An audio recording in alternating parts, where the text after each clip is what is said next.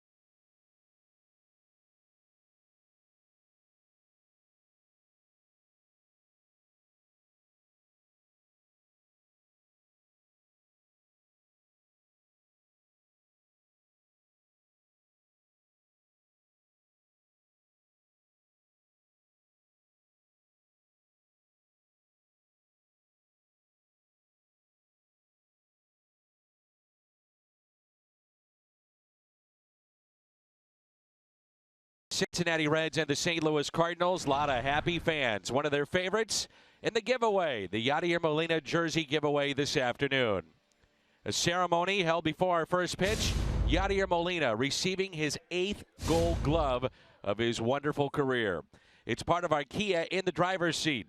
It's Pudge Rodriguez, Johnny Bench, Yadier Molina with 8 Gold Gloves as you get a look at the top defenders in the history of baseball. Colton Wong signing some autographs. Big crowd is here. It's a Sunday afternoon. Day baseball.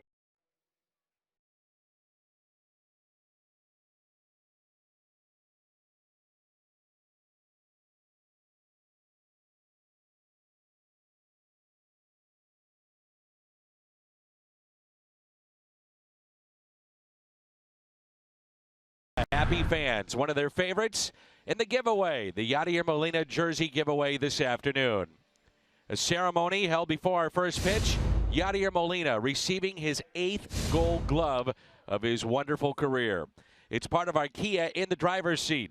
It's Pudge Rodriguez, Johnny Bench, Yadier Molina with 8 Gold Gloves as you get a look at the top defenders in the history of baseball. Colton Wong signing some autographs. Big crowd is here. It's a Sunday afternoon. Day baseball comes your way next.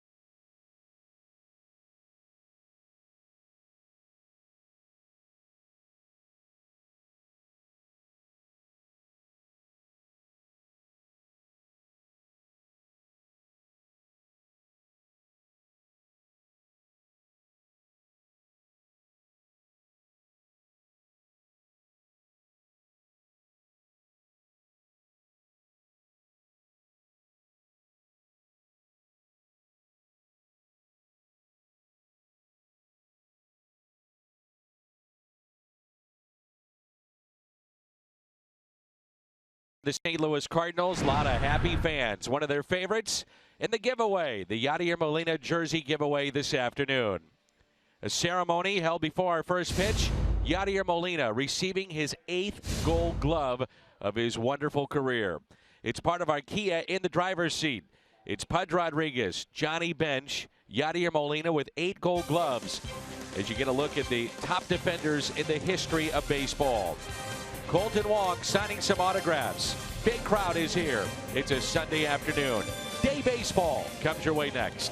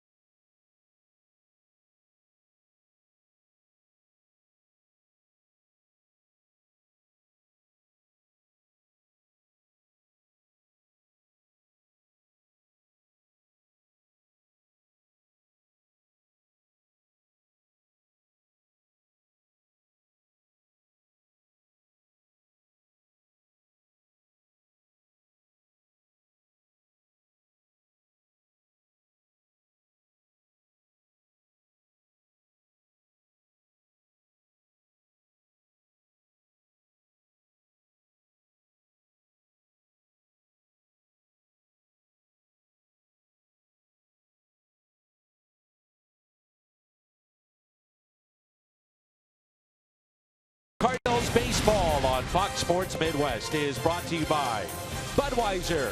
This Bud's for you. By Chevrolet. Visit your local Mid-America Chevy dealer for great prices on the all-new 2016 Malibu. And by Menards. Save big money at Menards on all your home improvement needs.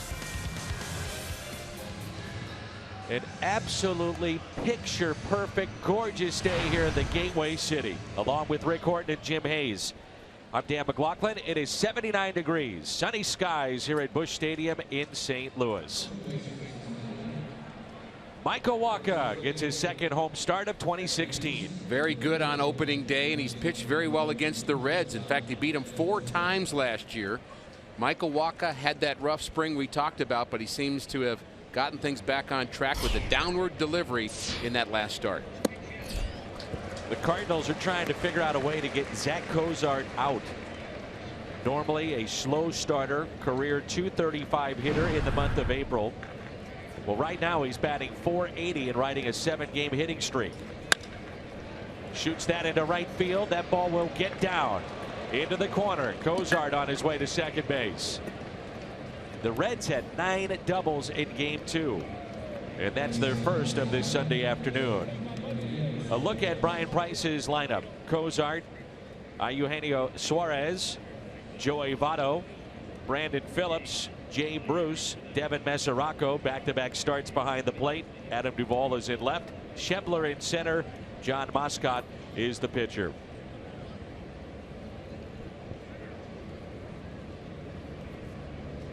Suarez came to the Reds back in 2014, a part of the Alfredo Simon deal.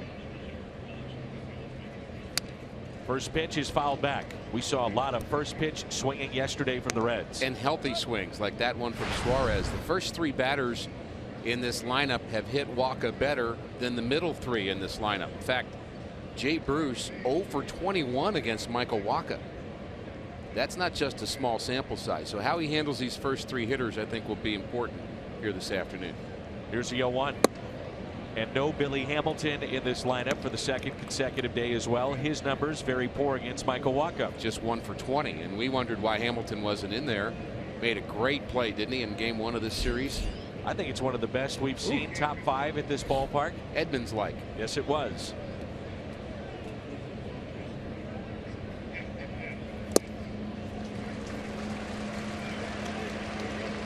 Mike Matheny before the game talking about the curveball of Michael Wacha and saying this has now become a plus pitch for him. Not just the fastball and the changeup, but now a plus curveball. Hard to start at this level if you don't have 3 pitches. It'd be a reliever with 2. Fastball, changeup have been the best for Wacha. The curveball has been developing. Still very young. Here's a 1-2 pitch to Suarez.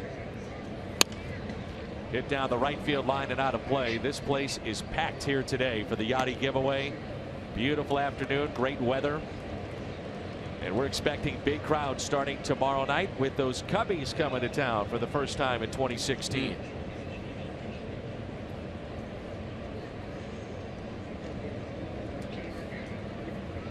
Chicago picked up a win yesterday thanks to Jake Arrieta, who now has 48 consecutive scoreless innings at home at Wrigley Field. The Cubs are 9-2. Here's a 1-2 pitch. That is one confident Cubs team right now. Reds are 6-5 along with the Cardinals, both tied for second place and 3 games back.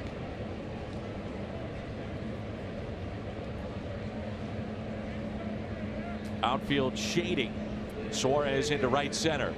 And the 2-2. Curveball just missed outside. It is Eric Fryer getting the start behind the plate for the Cardinals today. There's the curveball you talked about that Matheny said has been sharper. That was sharp, but he couldn't get him to bite. Runner at second base is Zach Cozart. And a 3-2 pitch. Suarez hits it into center field on a hop to Grichuk. They'll hold up the runner at third as Adams is your cutoff man, and the first 2 have reached here for the Reds in the top of the first. Some of the guys that don't play every day are in there on this Sunday afternoon. Dobbs Tire and Auto Center's defense for the Cardinals with Moss in left, his natural position. Grichuk in center, Piscotty in right. Carpenter gets the start at third. Greg Garcia at short, Jerko at second, Adams at first, and Eric Fryer is behind the plate.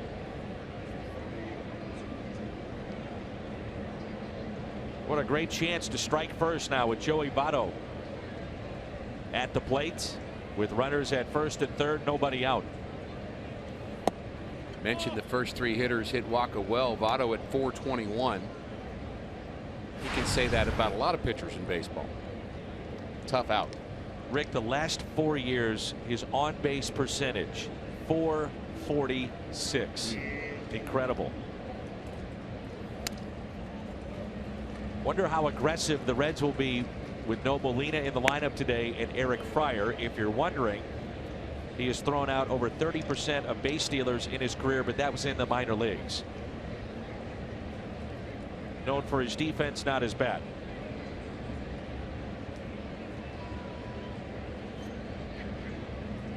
May have picked him off. Got him. He picks off Suarez, leaning towards second. The quick feed of Michael Waka. That cannot happen if you're Suarez. You cannot get picked off. A couple of hits to start a game. There's that quick lean. You have Votto at the plate. So how does it change how you pitch to Joey Votto now with first base open? Well, that conversation's going on right now on the mound with Fryer and Waka.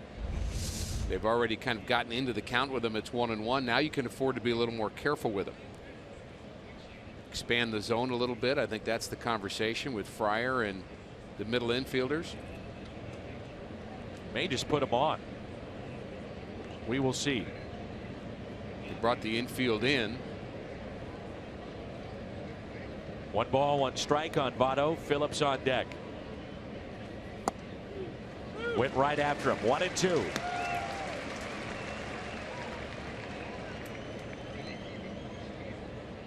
For the most part, when the Cardinals have pitched to Votto in this series, they've tried to bust him in.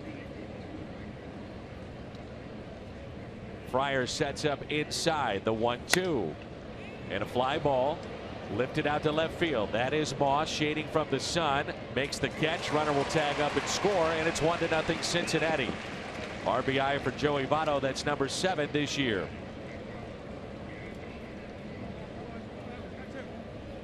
The Hyundai pitch arsenal with Michael Waka. We talk about him being a 3-pitch pitcher. You can say the cutter and the fastball are really the same pitch. It's a fastball that he'll open up just a little bit. Curveball 13%. The changeup, I'd like to see him use it more. When he first came to the big leagues, he did use it more, but he lost the feel of it a little bit. I still think when he's right, that's his most dominant pitch. Brandon Phillips 3 for 22 against Michael Waka. He has 2 doubles this year. Both came yesterday. On the year, hitting .303, 1 home run. He's driven in 6. So 2 outs and nobody on in a 1-0 Reds lead.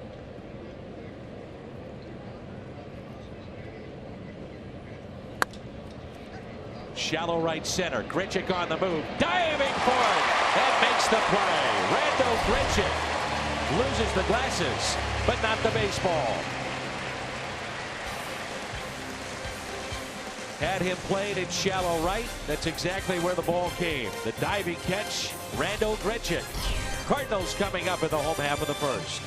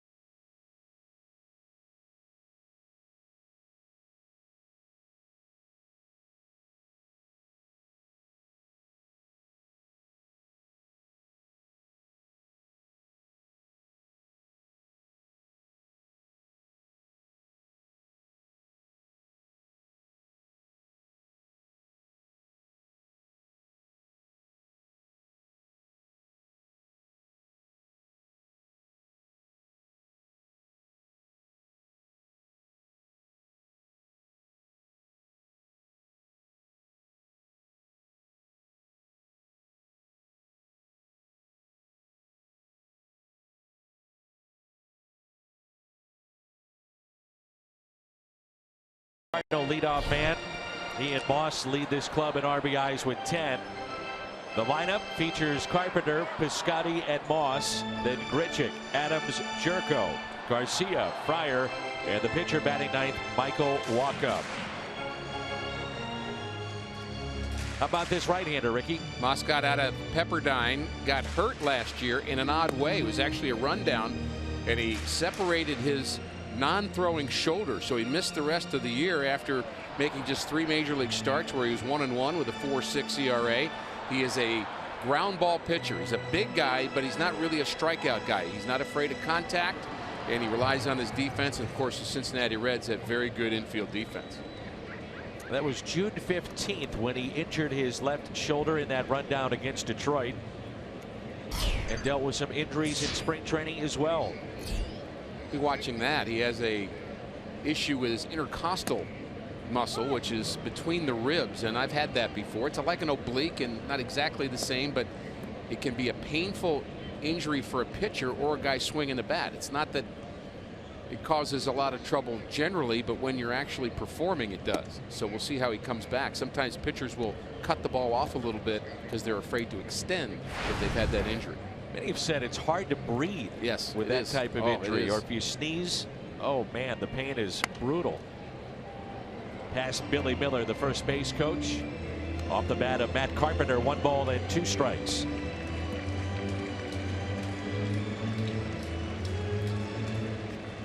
Carpenter's hitting .244, a home run, and as we mentioned, he's driven in 10. 8 walks for St. Louis.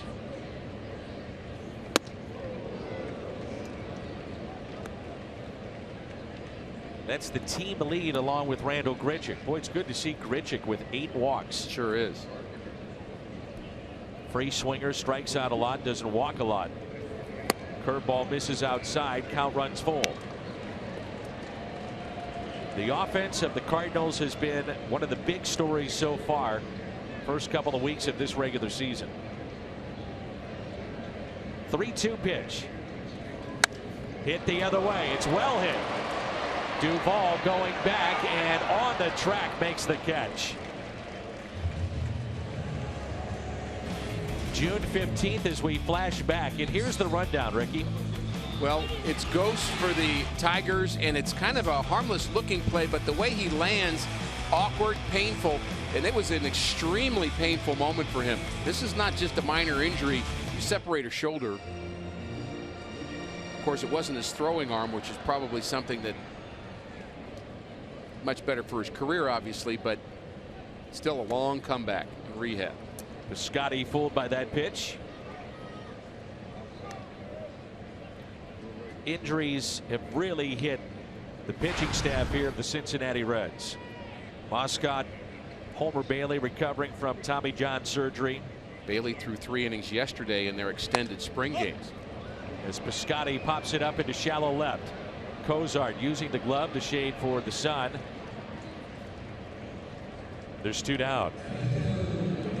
The Reds defense with Duvall, Schebler, Bruce in the outfield. Suarez, Cozart, Phillips, Votto along the infield, and Devin Mesoraco is behind the plate. That's presented by Dobbs.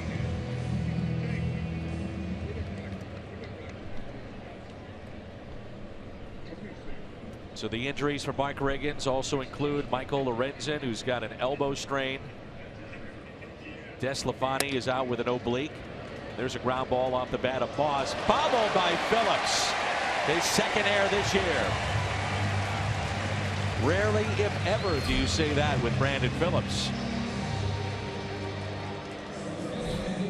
Well, he booted a ball yesterday that wasn't an error, but a routine double play that he didn't quite get the handle on, and he doesn't get this one either. It's like that ball got in on him a little bit too much, didn't have his hands out front, and just ate him up. One thing that infielders will do that, you know, we'll watch as the season progresses is a lot of times it's getting the right hop. They'll talk about that a lot. Okendo will.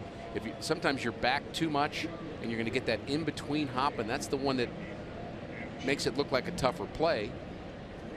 Good infielders have a knack of seeing the trajectory of the ball and making sure they get the right hop. Here's Randal Grichuk. We've also talked about with shifts now the difference of taking a ground ball off the dirt and the grass, and position players have told us there is a major difference with that. Grichuk with a high fly ball, center field. Schebler back, plenty of room, and puts it away for the out. Cardinals strand a runner. That's Brandon Moss following the error of Brandon Phillips. 1-0 Reds.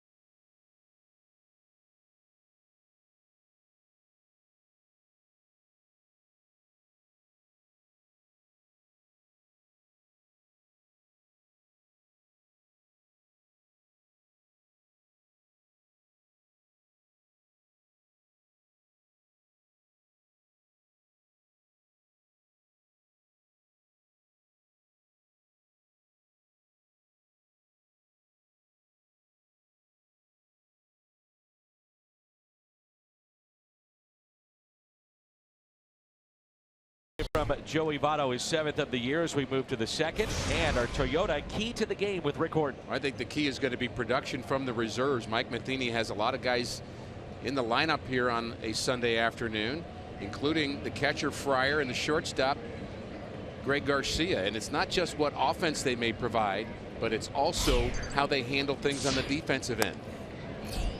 Against the shift, Bruce trying to bunt against Wacha, and why not? He is 0 for 21 against the Cardinals right-hander. 0 for 21 begs the question of whether or not you want to overshift on a guy like Bruce and give him that option of bunting. In the air, right field. Piscotty over, makes the catch.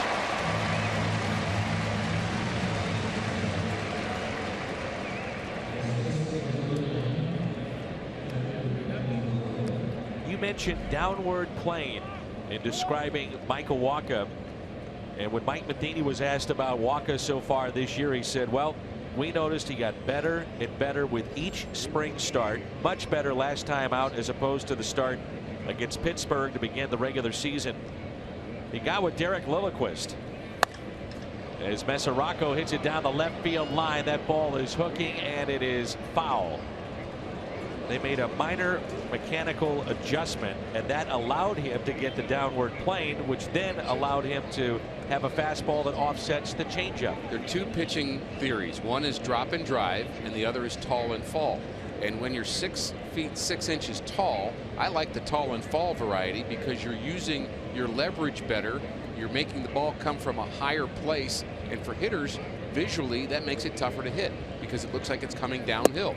So use your height to your advantage, throw downhill. I also think that the changeup is much more effective when you throw with that kind of downhill action. Here's the 0-2. Mesoraco puts it in play, slowly hit to third, barehanded by Carpenter, fires to first, got him. Nice play, Matt Carpenter, the do-or-die play at third. That's a terrific play by Carpenter. You can almost see him thinking glove, glove, glove. Nope, can't do it. I've got to go to the hand. The only way I'm going to get Mesoraco, who runs well for a catcher. Bare hand play just in time. Nice job, Matt Carpenter.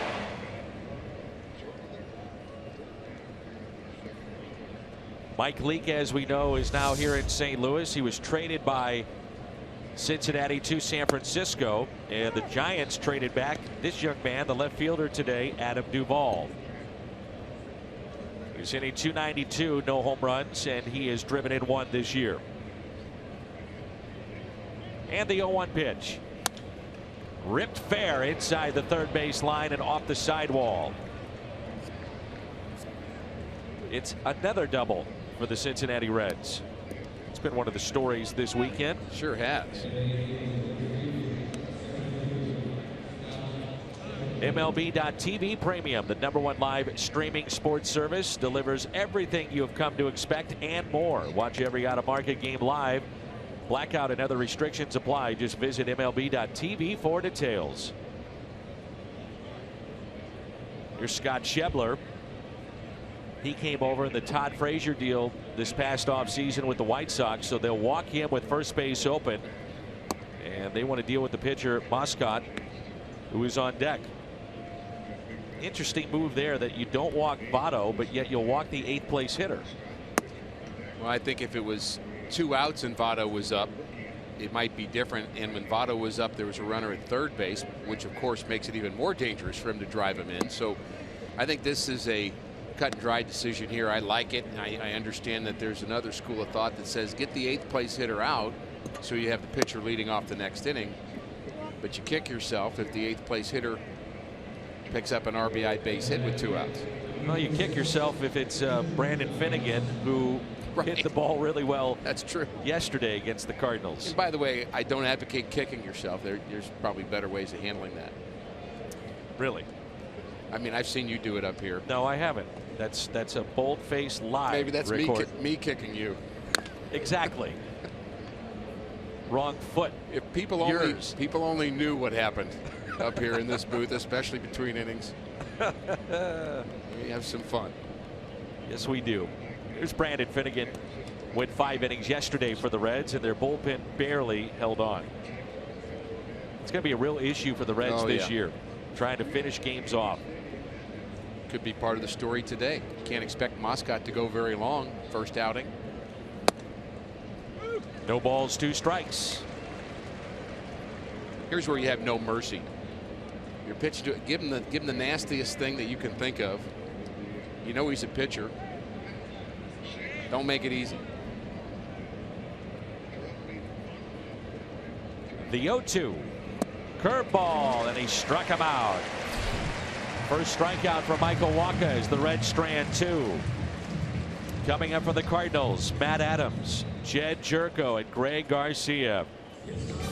Defense so far highlighted by that play from Randall Grichuk. This barehanded effort from Matt Carpenter. 1-0. Reds on top.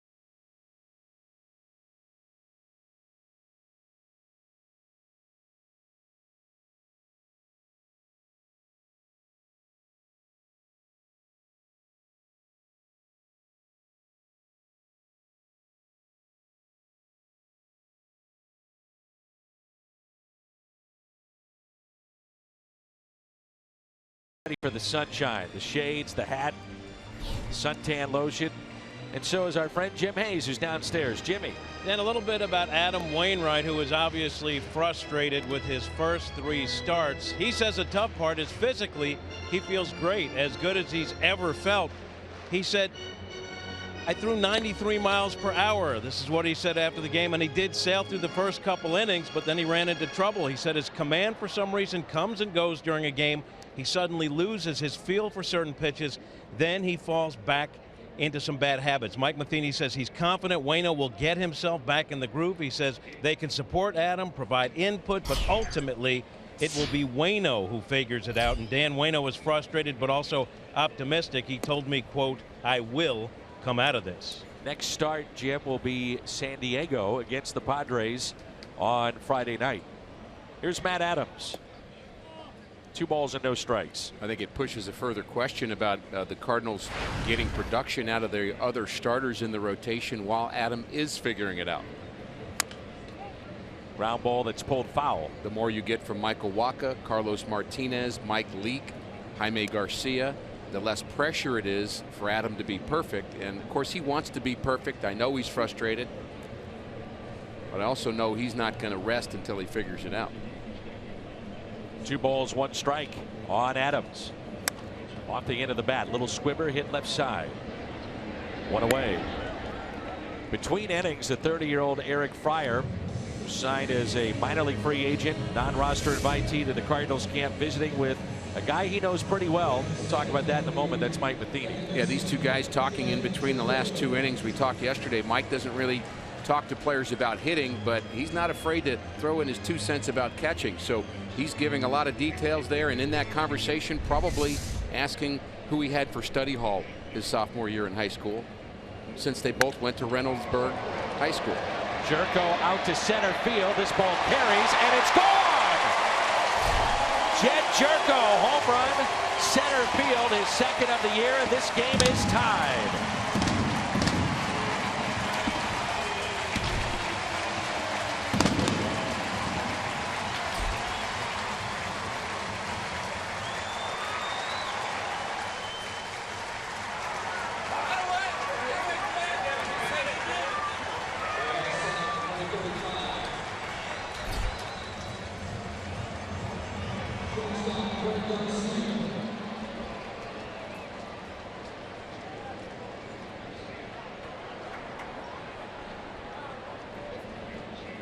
Greg Garcia trying to bunt, pops it in the air, and it's foul. Strike 1.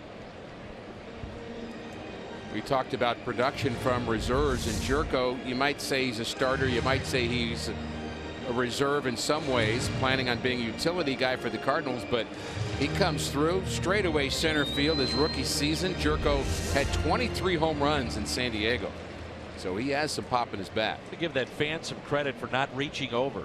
Easy reaction to do that as Garcia lines it over Phillips and into right field. But he did not reach over, and because of that, clearly a home run for Jed Jerko. Get the cell phones out, because all of a sudden, sir, you are now part of the story. That's right, you. Get the cell phone working right now. You'll be on it the rest of the day.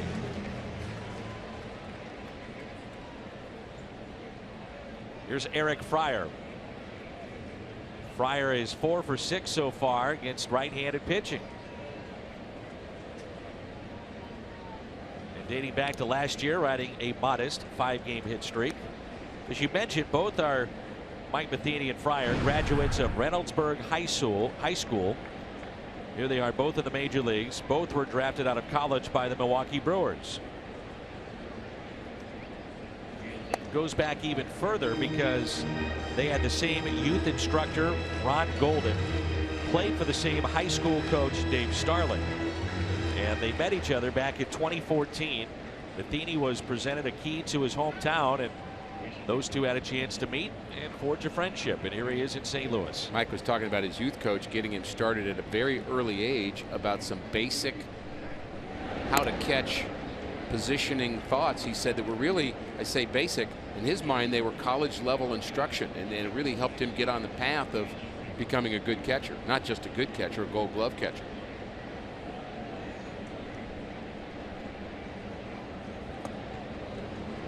How about Greg Garcia? Limited time, trying to stay sharp. He is considered one of the top pinch hitters, and that's saying something this year with this club, the way that they have had production from their pinch hitters. But now this year, he just continues to hit in any role. Last year, the top pinch hitter for the Cardinals in 3 different stints with the club. Here's a 1-1, hit and run. Thought they may do that because Fryer is a guy that can take it to right, not a lot of bat speed, a lot of room to the right side.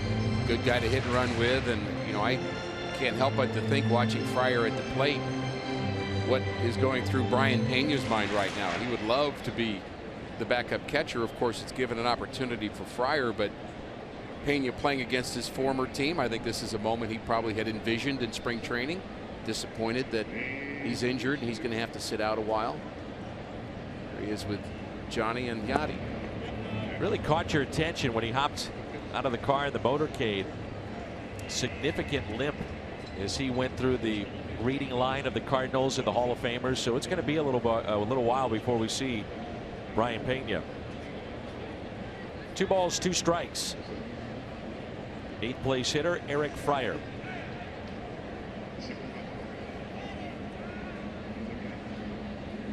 Garcia is leaning, not running. Pitch is driven into right field. That ball is down. Garcia read it well to third. Maloney waving him in. Here comes Garcia. He will score. Eric Fryer 4 for 4 this year, and it's 2-1 Cardinals here in the second.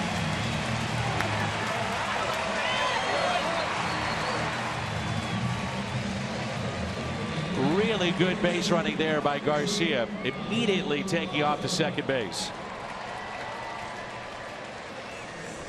I don't think Fryer's going to hit 1,000 for the whole season, but what a great start. Taking advantage of this opportunity, middle away, took it away, down the right field line. He runs pretty well, by the way, for a catcher. And here is Michael Wacha. Strike 1. And speaking of running, Garcia read that well. Really not much doubt that Chris Maloney was going to wave him home.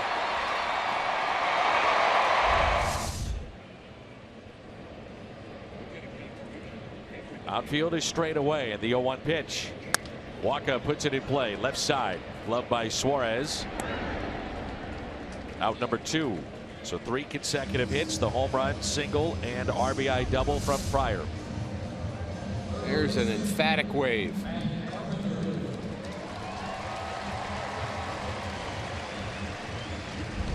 One of the things the third base coach has to know is arms. Of course, he knows the arm of Jay Bruce in right.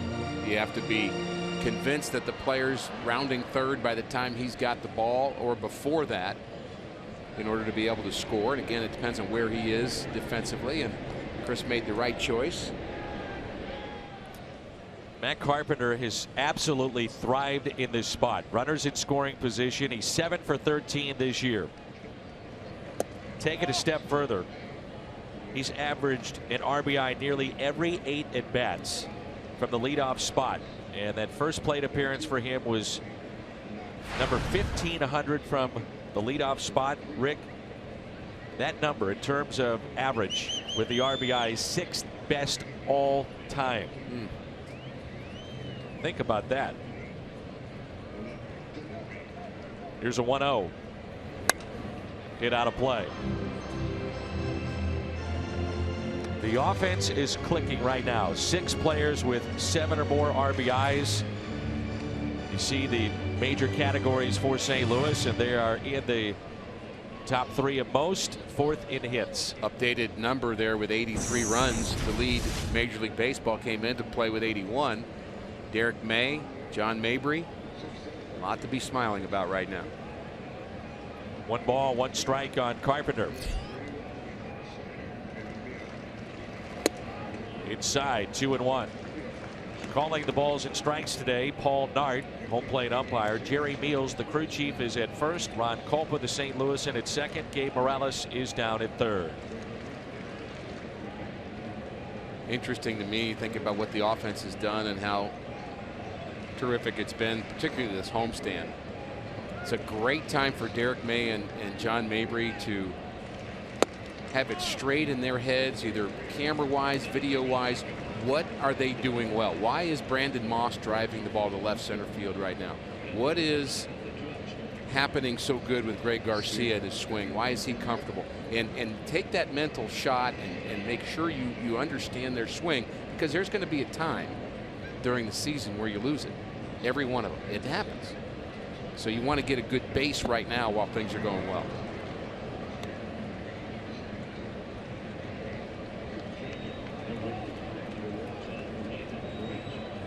Three and two the count on Matt Carpenter.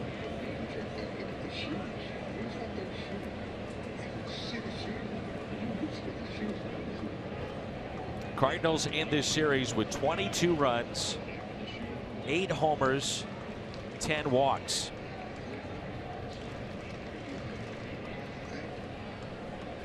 Runner at second is Eric Fryer. 3-2 pitch. And a ground ball slowly hit to the right side. Glove by Votto, flips to Moscot. The Cardinals take their first lead of the afternoon. It starts with a solo home run from Jed Jerko. This would tie it up. Then the RBI double to score Greg Garcia from first base off the bat of Eric Fryer. We play 2-1 Birds.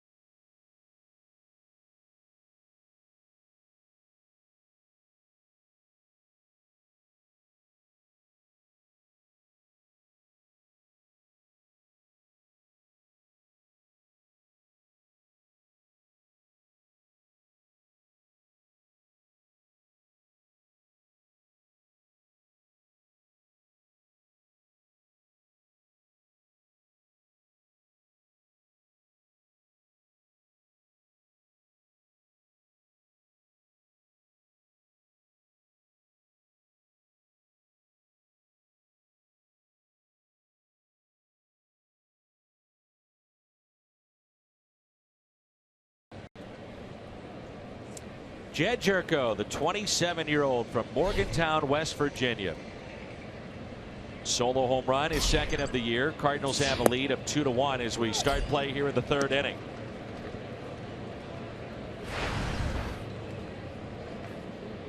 Zach Cozart, Suarez, and Votto. Outstanding changeup from Waka there. That's the pitch that can help him dominate. Even if you know it's coming, if he throws a good one, very difficult to hit because of the downward movement. It was the pitch that defined him in that great run of 2013. Matched up with Pittsburgh in an elimination game. Then twice matched up with Clayton Kershaw, won those games and became an NLCS MVP. Garcia to Adams. St. Louis Cardinals baseball is brought to you by Ford, the official cars and trucks of the Cardinals. And get Major League Baseball coverage. T-Mobile has doubled its 4G LTE in the last year.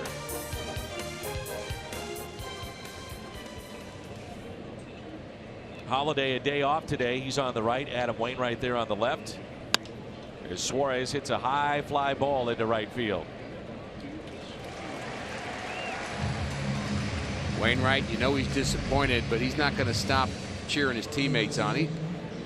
There's certain guys you worry about. Wainwright's never one of them. It doesn't mean that there's not going to be a point in his career where it's going to be a struggle for him. I just think it's premature to think that that time is now. The line not very good yesterday, despite the good first 3 innings. Second time through the lineup, as Jim Hayes mentioned earlier, he just lost that command, and all of a sudden everything's in the middle of the plate, and the Reds just jumped on him.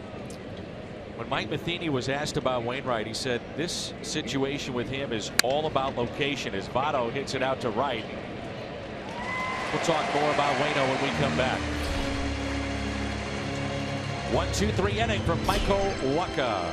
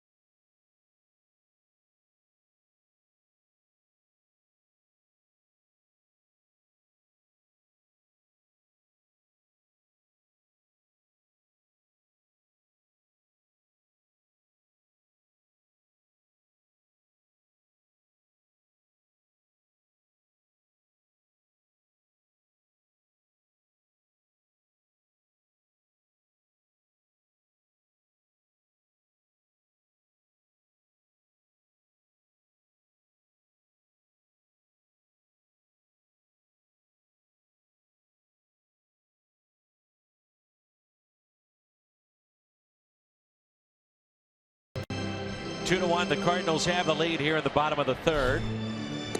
The Hyundai pitch arsenal for this right-hander.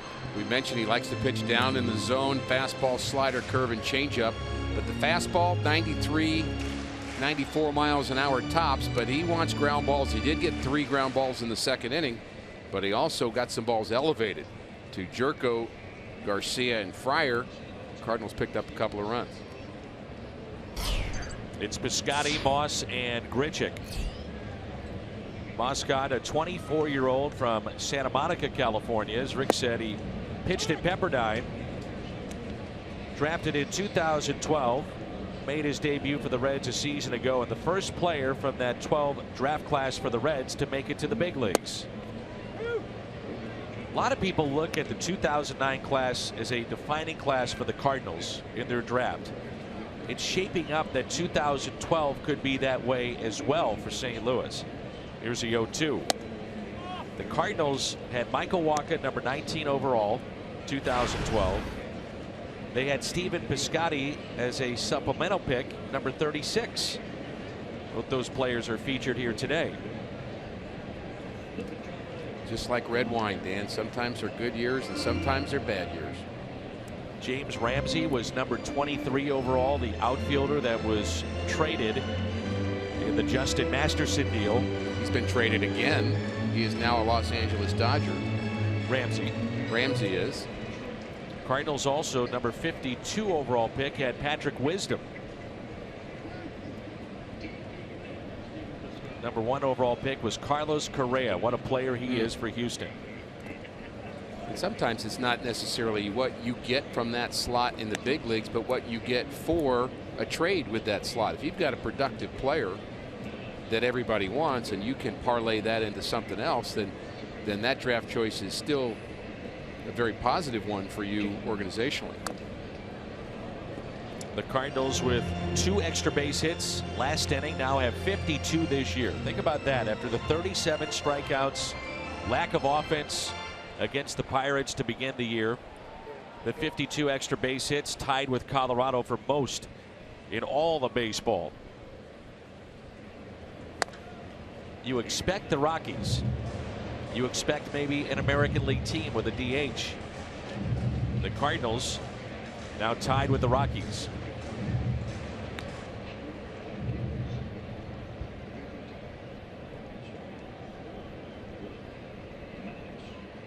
Little delay in the game as some of the players saw that foul ball, even though it looked to be harmless. It caught a little kid right in the mouth.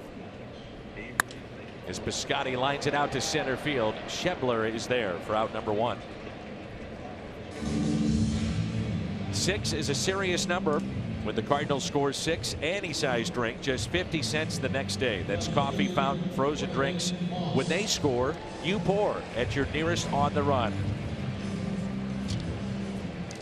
Cardinals offense. Thank you. You've earned it. By the way, the Cardinals in that wonderful partnership with On the Run, they may have to change that to a higher number. Cardinals have been scoring at such a high rate, and we hope that young lady's okay. Ball was not hit very hard. Thankful for that. Check swing and a strike. Folks in the truck tell us that it actually caught 2 youngsters down there near that Reds dugout.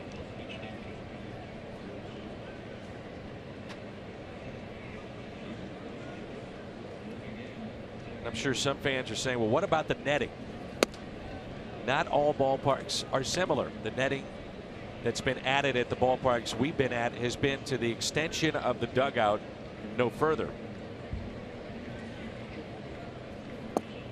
As Moss takes a ball low.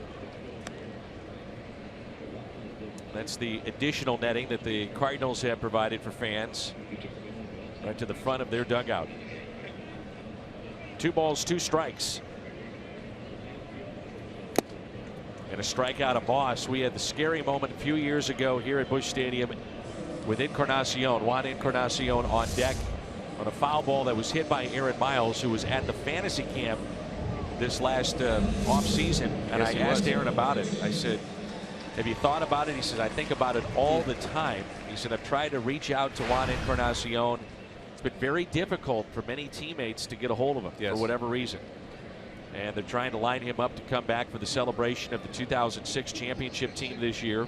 So just hope he's okay and doing well. Maybe at some point we'll see him here at the ballpark. That ended his career.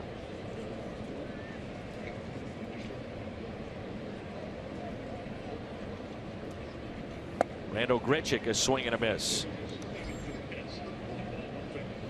When asked about the 8 walks, Cardinals have said he's a lot more selective through pitch selection and picking up the ball a lot sooner, in particular with a slider.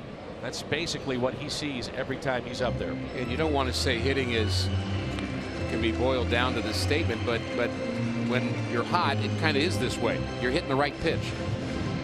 You're not getting yourself out on the pitcher's pitch. You're hitting the pitch you can handle. And many hitters over the years have said you're going to get at least 1 during an at-bat. Key is finding the right pitch to hit and taking advantage of it. Don't miss it. Fly to center. First time up. There's Derek May on the left, John Mabry on the right. Derek now the assistant hitting coach with Jose Oquendo resting comfortably down in Florida. So the change in the coaching staff is Derek May. Nice round of applause for the fan that was hurt being escorted out of the ballpark.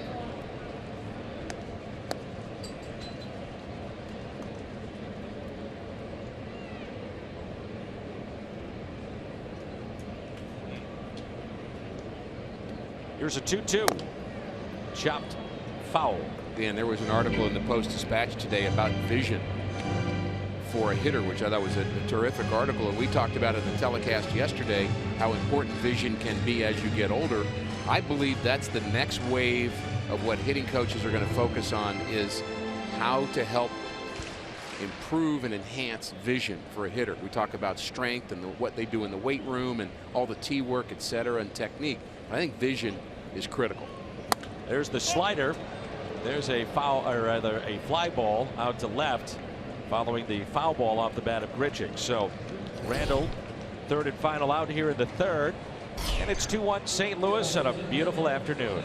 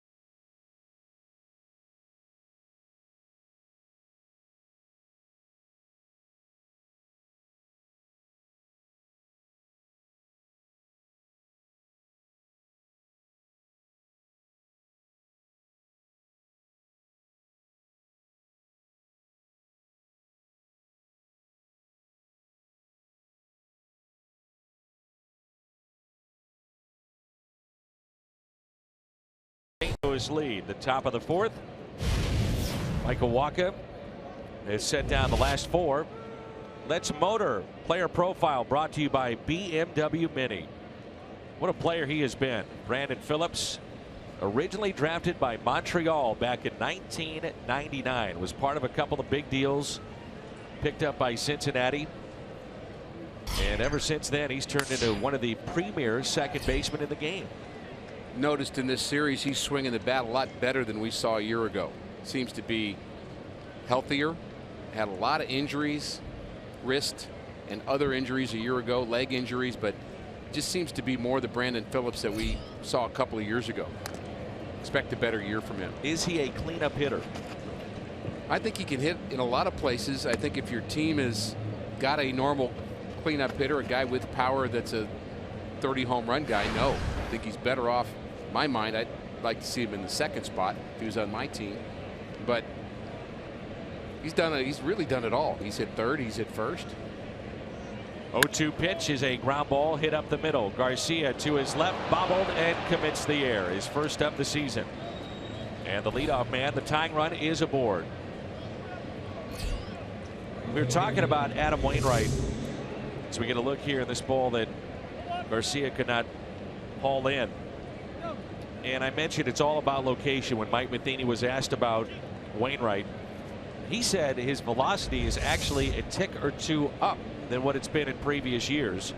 The curveball is what he's really tinkering with at this point. Remember in the first start against Pittsburgh, after that game, he was looking in the mirror, trying to figure out his mechanics. Then after the second start, it was more about what he was doing in his bullpen session. And here's a guy that many times skips those bullpen sessions between starts to save those bullets.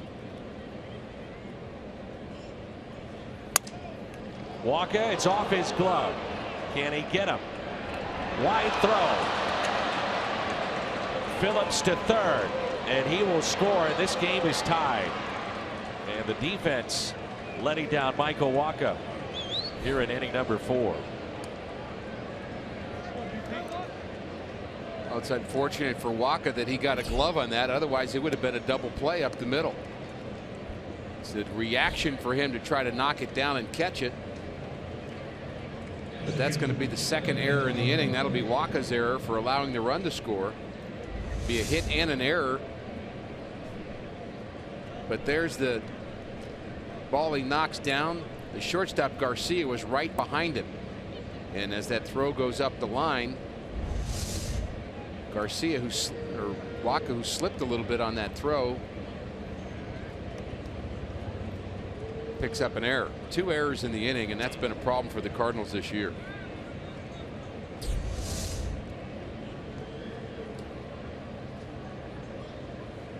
Back foot slips. Errant throw.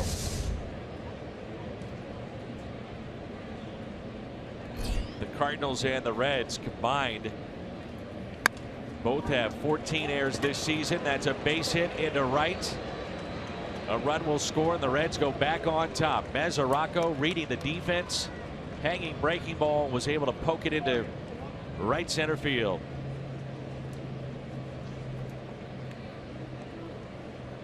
Oh, you said it.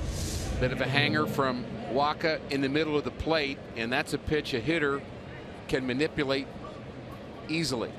There's the shift. Nobody on the right side, but the ball sitting up in the middle of the plate. The hitter can keep his hands back. He can jump on it. He can do whatever he wants. But with that big hole on the right side, a lot easier for Mesoraco to take it the other way. Dan, we talked about the production of the reserves in this game, and we mentioned not just offensively but defensively. Garcia is still learning to play shortstop, more of a second baseman in my mind. We've also seen him at third.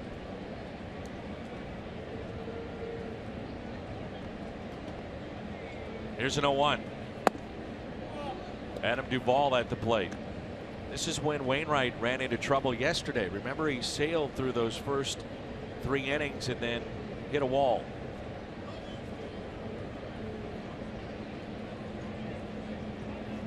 One ball, 1 strike. Reds back on top, 3-2.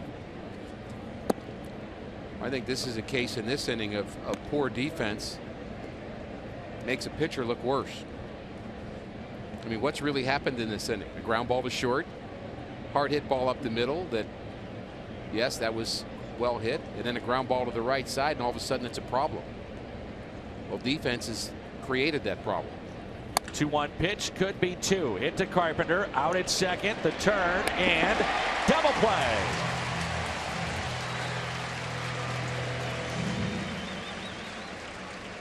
Very, very close at first base after the turn by Jed Jerko.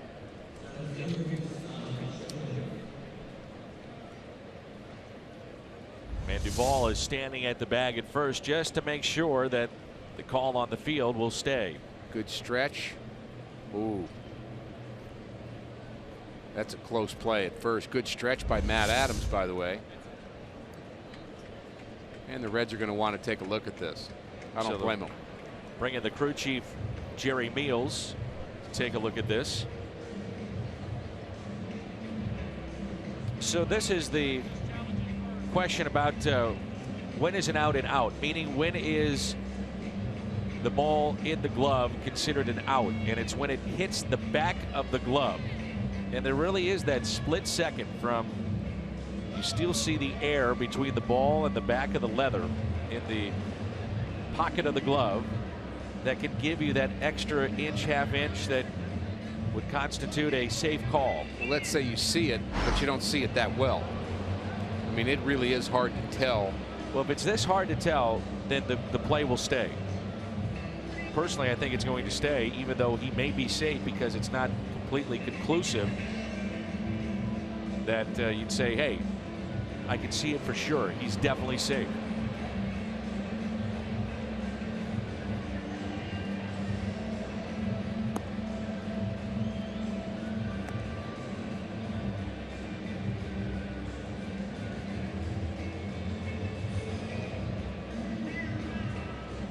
Notice that it takes a little bit longer on these questionable, very close calls, and you know, I still am in the school, Dan, and I know not everybody agrees with me, which, hey, that's okay. Baseball's fun. We disagree on things, but I believe the umpires are shown by replay to be pretty darn good at what they do. Yep. High percentage of these calls they get right. Here's the close call at first. He looks out there to me. Agreed. He looks out here to me. When we saw another angle, I wasn't sure whether this angle is the ball in the back of the glove or not. I think I agree with you. Too hard to really say for sure.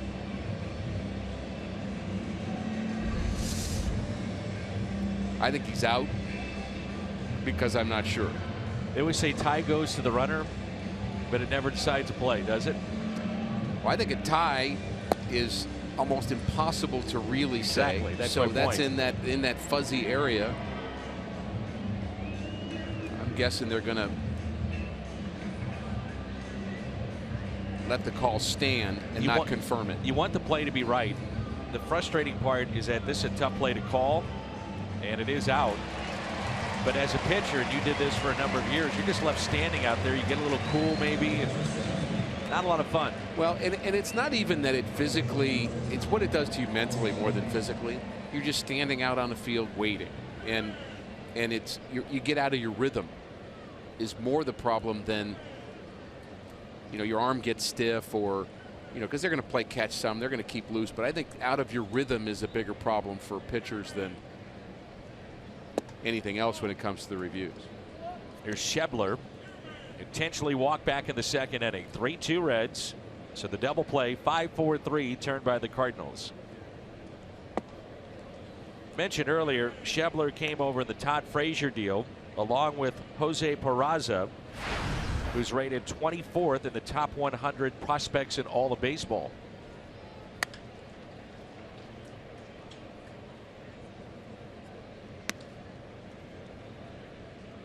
We were talking about this on Friday night. How do you rebuild? Do you just completely gut your major league team, which the Braves are doing this year? The Cubs did it. Houston did it. Or do you try to keep around a few of the veterans to teach the young guys the little things that go on in the game? Not only playing between the white lines, but the travel and those type of things. Well, it better be the right kind of veterans, number one. Also depends on what your coaching staff is like. There's a strikeout for Walker, so a couple of errors committed by the Cardinals, and it cost them. Reds back on top. 3-2.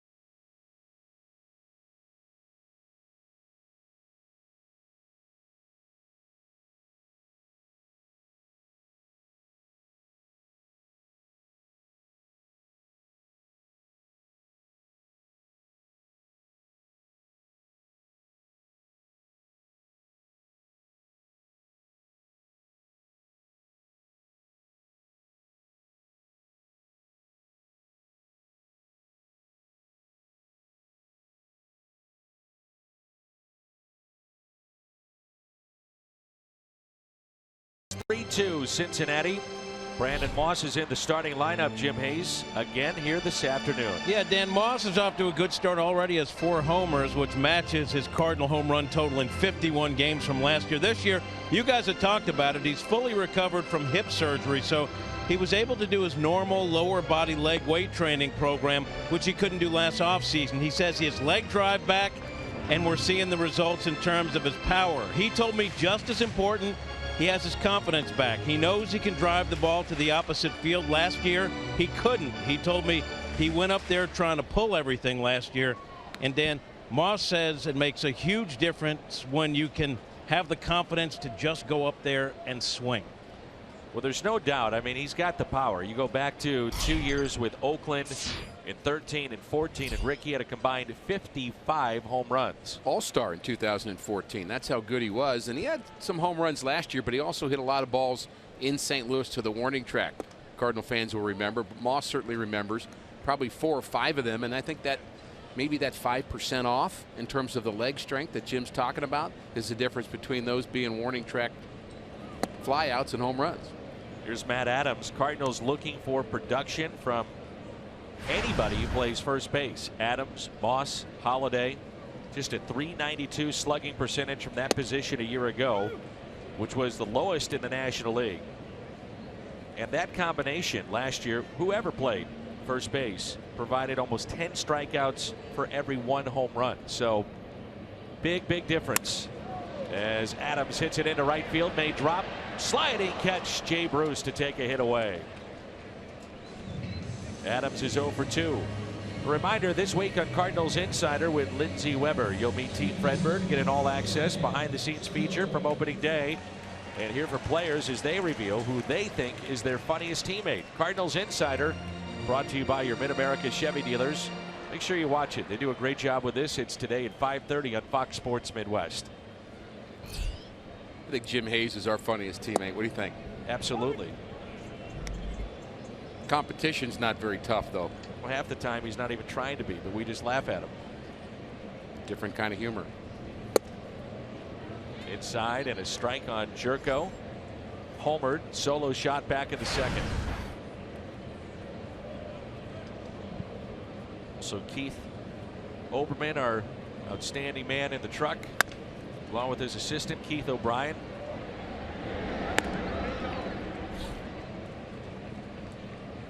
Perina Pooch's in the ballpark is coming up.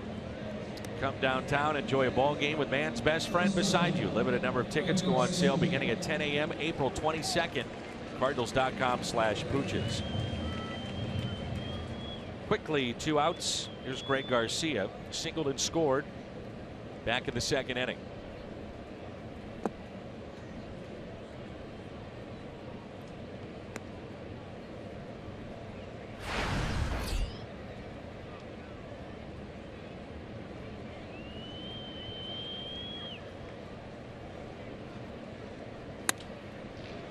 That breaks a string of 7 straight by Moscot.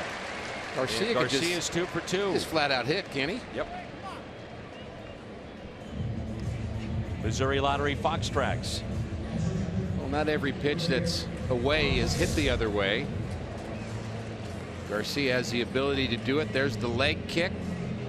He hooks this one on the outside corner in between the first baseman and Brandon Phillips, the second baseman. Good afternoon with the bat. So the Cardinals sitting Aledmys Diaz today. We thought we may see Ruben Tejada make his debut. Tejada coming back with a quad injury. Probably a decision made tomorrow. Last night 2 for 5 at Springfield. Cardinals want to see him play another game today and then make that decision tomorrow before the Cubs get here. And not an obvious decision, by the way. No, it isn't. You know, a lot of times it's obvious.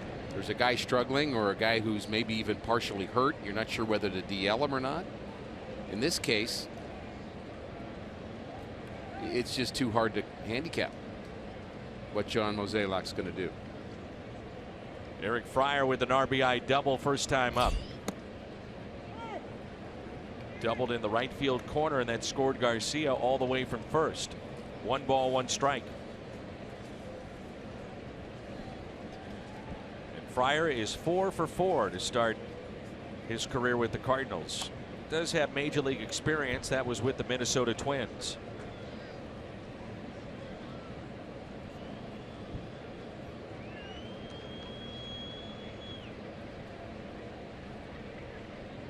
The 1-1 pitch.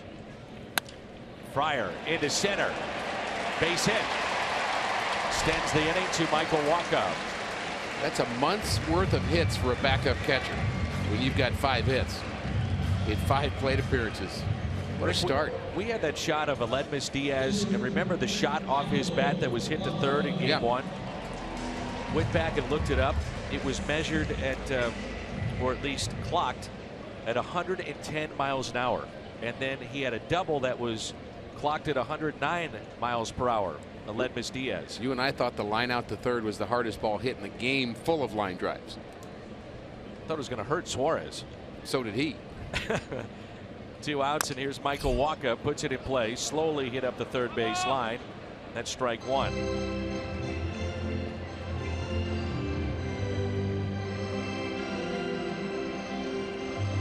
On base percentage, the Cardinals as a team are 3rd best right now in the major leagues at .366. All Central teams, and this is in both leagues.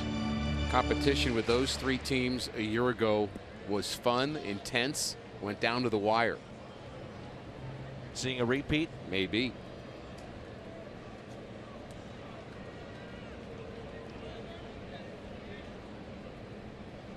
So 2 on, 2 outs for Michael Wacha. Base hit could tie it up. Wacha hits it to Phillips. Cardinals strand 2. They have left 4 on. Ray Garcia is 2 for 2 on this Sunday afternoon. We head to the 5th.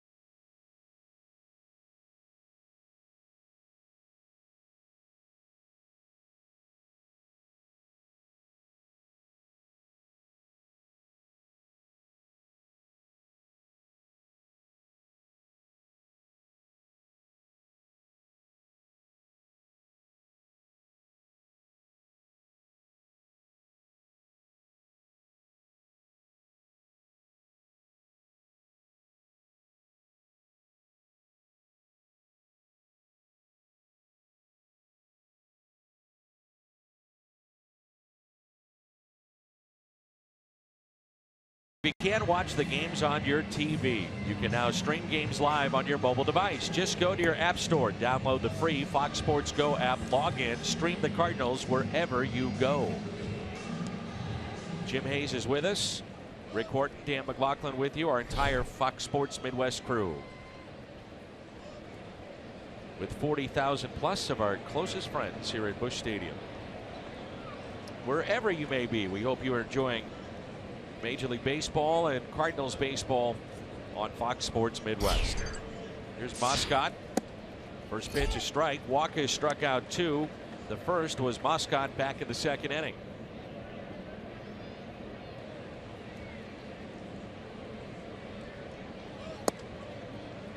You know, Rick, when you think about this great run of the Cardinals, the Reds were there for a while, then they dipped. Cubs up and down since the early 2000s. Pittsburgh has been on a roll here the last 3 years. There's a strikeout.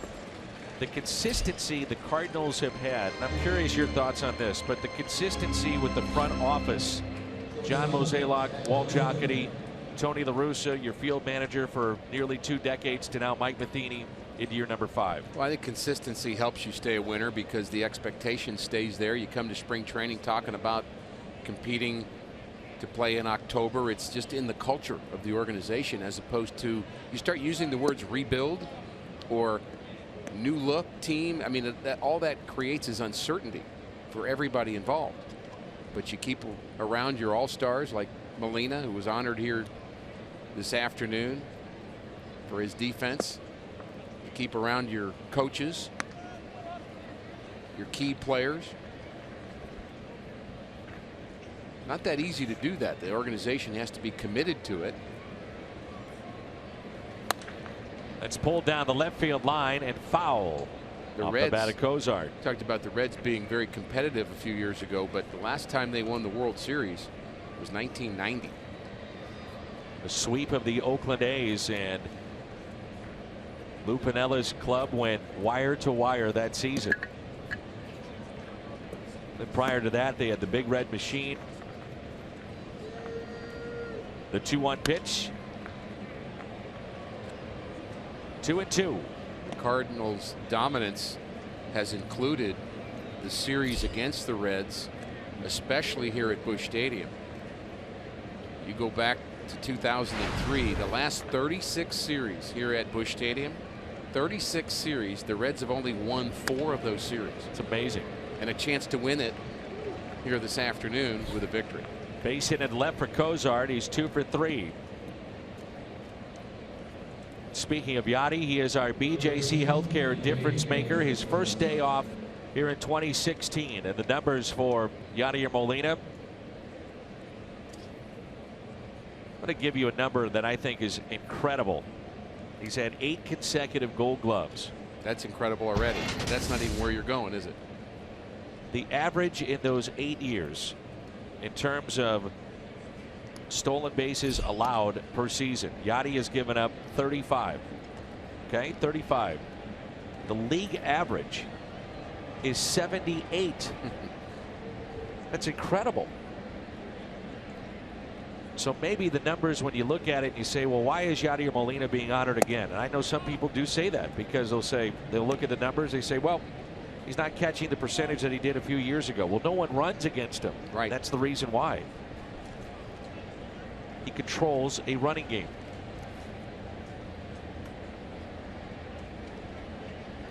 If he were to win a Gold Glove this year, and I can't imagine he wouldn't be the odds-on favorite to do that, he'd tie Bob Gibson for the second most Gold Gloves for the Cardinal franchise. Ozzie with 11 within reach at some point. A total of 13, 11 here in St. Louis. Keith Hernandez had 11 total. And part of that 11, that time frame was in St. Louis. Many consider him to be one of the best, if not the best, defender ever at first base. Oh, he was phenomenal. Yeah. He was really a terrific defender. Very soft hands, great instinct. Threw well. He was good, no question. Started awarding the Platinum Glove 5 years ago. Molina's won 4 of the 5 there, which is the top defender in the league. One time he didn't win it was Andrelton Simmons, the outstanding shortstop then of the Atlanta Braves and now of the Angels.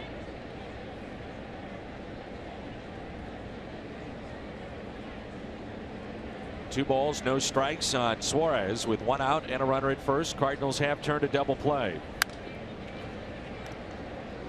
Suarez singled on a 3-2 pitch to center field back in the first inning, then was picked off. And he's also flied out to right. 1 for 2.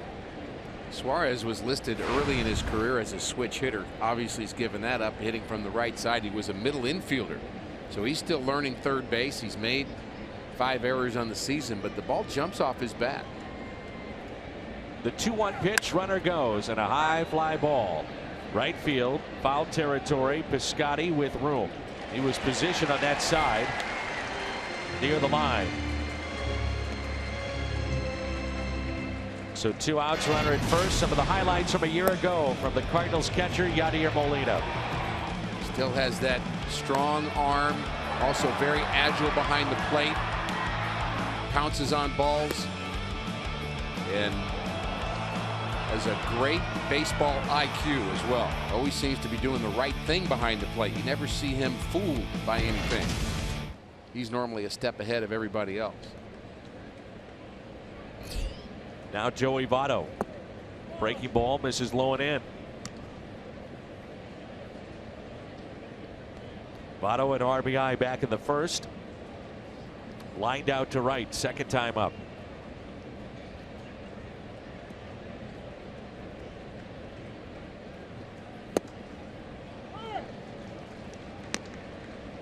32-year-old. Hit .362 after the break last year, third in the MVP. Year before, you may remember, he missed 100 games with knee injuries. Here's a 1-1 pitch to Votto.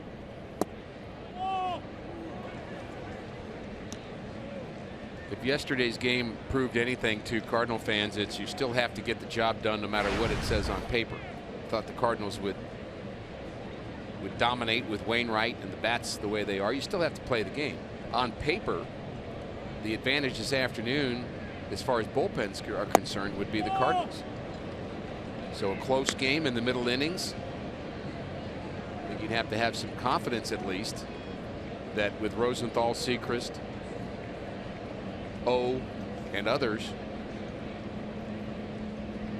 you've got the advantage against the Reds relievers, but you still have to do it.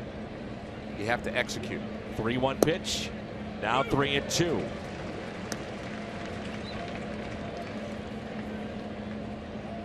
Reds a year ago 64-98. 98 losses. What do they come with here on 3-2? The dreaded 3. Votto lines it to second baseman Jed Jerko. We're midway through 5 here at Busch Stadium, and it's 3-2 Cincinnati.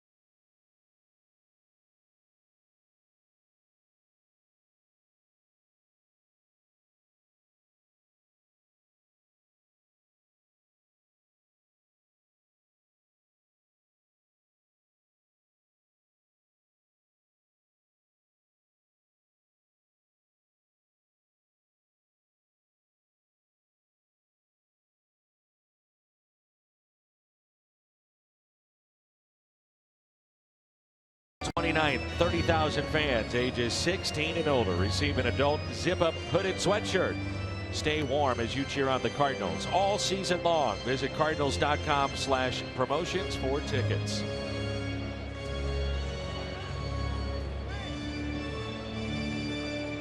That mom has got her hands full. So does Bill Cochran, who came from our offices at Fox Sports Midwest, and here with his wife and 16th month old. First baseball game. Outstanding.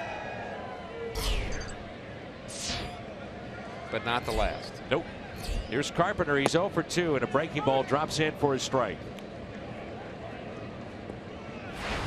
Look at the bench. It's loaded here today. From the right side, Diaz, Holiday, Molina. Left side, Hazelbaker and Wong. Inside. Interesting to think how many times we would have made that statement a year ago about the Cardinals bench at any time. I'm talking about offensive pop, potential. I think that's been a key part of the construction of this Cardinals team in the offseason, was to get guys like Jerko, who could certainly play every day, or if he's on your bench, provide a threat. Moss, Adams, guys like that. You know, we talk so much about the numbers of analytics, and the numbers bear out too. Mike Matheny mentioned this. When you give guys rest, how they respond. You know, the Pirates have done that. Clint Hurdle says once a week I need to give my regulars a day off. As Carpenter lifts it in the air, right field, and this game is tied. Matt Carpenter, home run number 2.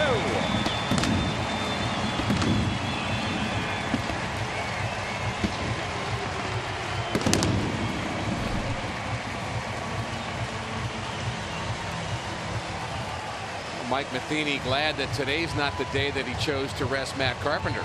He specifically talked about Carpenter too, trying to find a day or two off for number 13, but not this afternoon as he hits his second home run, and he now has driven in 11, a team high.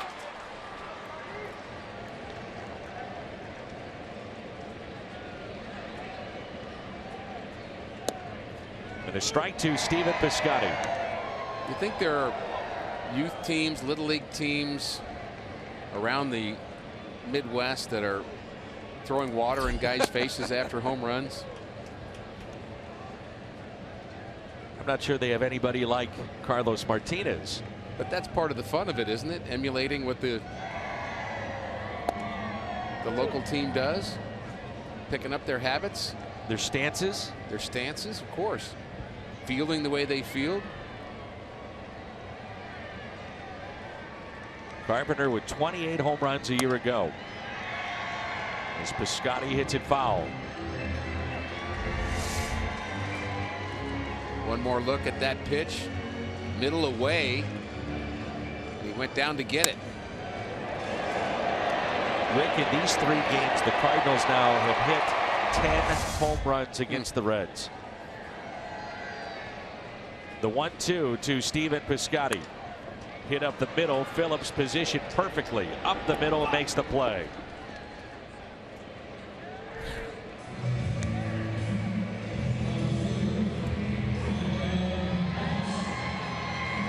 Carpenter with that blast, tie game. The high five. Well, I guess that's a backward high five is what that is. Choreographed. Oh yeah. I'm sure you used to do that all the time in the bullpen with Bruce Sutter. I remember the low five coming into. I go all the way back to the low five with Darryl Strawberry, the Mets. Remember they started doing that? Mid-'80s, they'd go down low. First ones to do that, as I recall. Strawberry looked cool though when he did it. He was always smooth. I'm assuming you didn't have the same feeling. No. I think of one flap down and Jeffrey Leonard. Yeah, I'm glad that didn't catch on. Bob Porsche put a stop to that.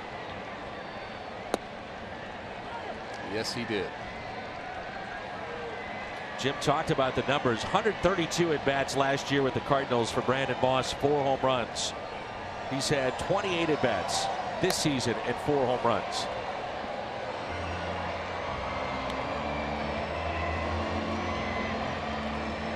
Big role coming off the bench, hitting for power.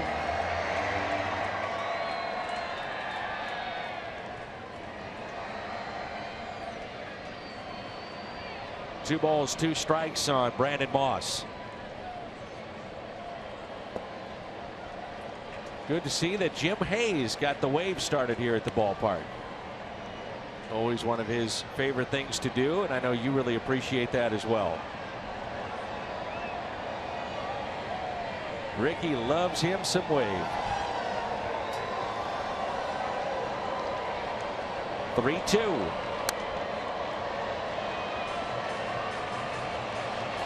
I'm sorry, were you talking?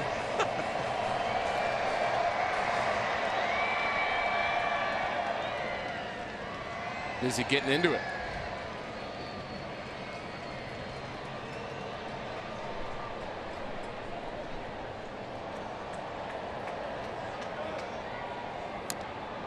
May have chased ball 4 on his in on his hands and fouled it. Grimacing after that swing. When the count's 3-1, your strike zone shrinks as a hitter. You look for a ball in a very specific spot and let it go. When the count's 3-2, the strike zone expands, and you have to protect. 3-2 to Moss. Strikes out. 2 strikeouts today for the right-hander. Both have been on Brandon Moss. So the expanded strike zone was expanded just a little bit too much. That ball was never a strike. Moss frustrated with himself.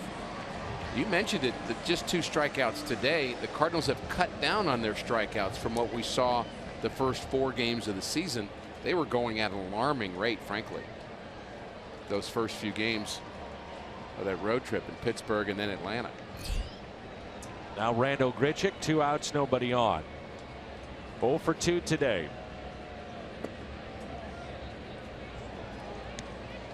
So 1-0, strike zone smaller. Your pitch. Grichuk will look for something middle in, fastball. If it's not there, take it. 1 ball, 1 strike.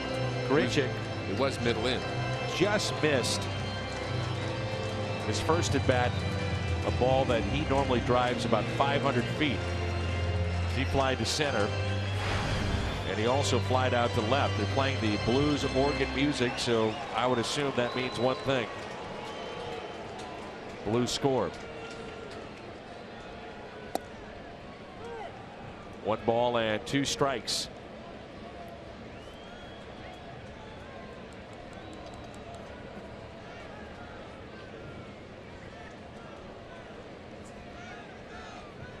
Grichuk, a ground ball hit to short. Cozart makes the play. The Cardinals get a solo home run from Matt Carpenter, his second in 2016, and this game is tied.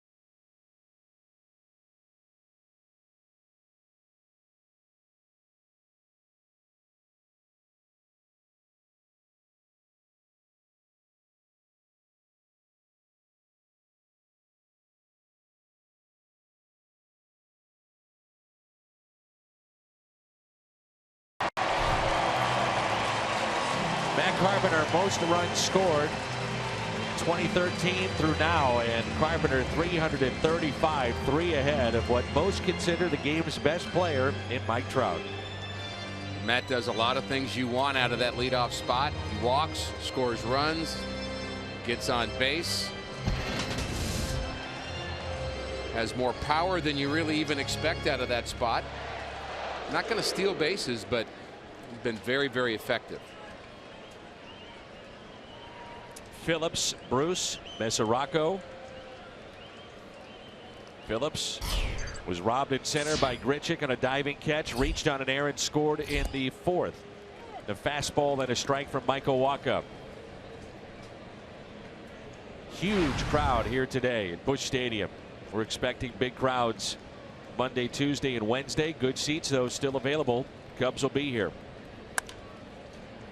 Past the diving Garcia and a base hit into left field.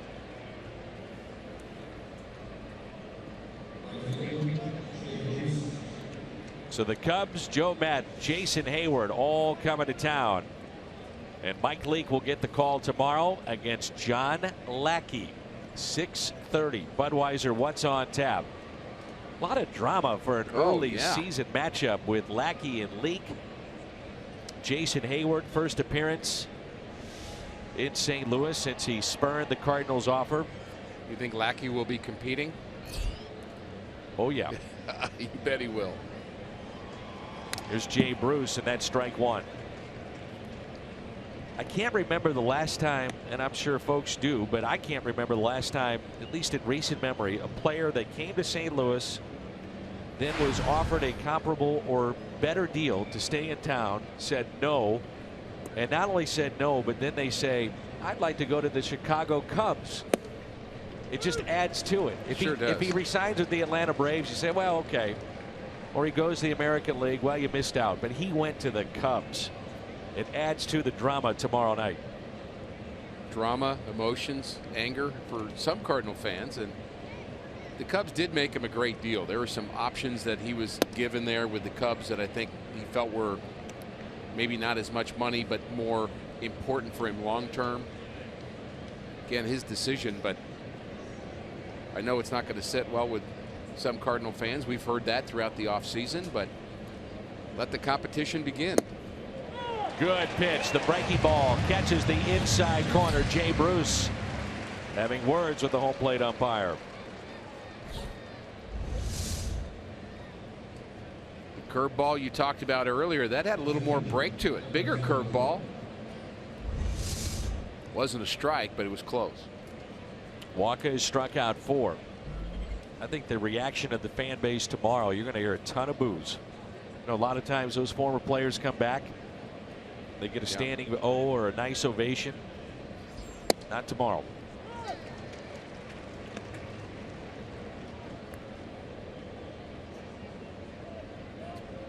Devin Mesoraco.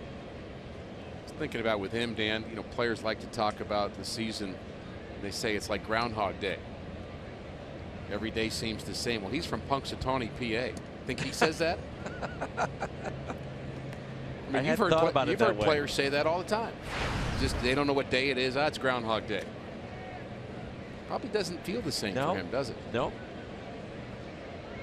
Groundhog see a shadow this year? I don't remember. I'm too busy celebrating Shane Dean's birthday on that day. Fryer gets Phillips. What a throw, Eric Fryer.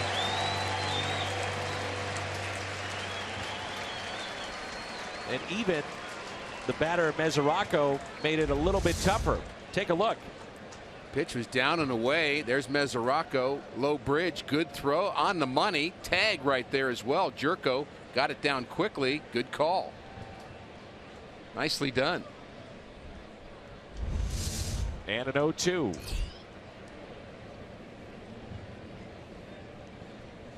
Talking about the worm turning yesterday. We've had in a span of about 5 minutes the crowd chanting during the commercial break of Yachty. They showed him on the big board. Then they showed the Blues scoring a goal. You throw out a man at second base. This crowd is into it here today. Part of the home field advantage. Every team has that in baseball. I think the Cardinals' advantage is a little bit better with the full house every day. Lost the bat. Fryer lost the ball.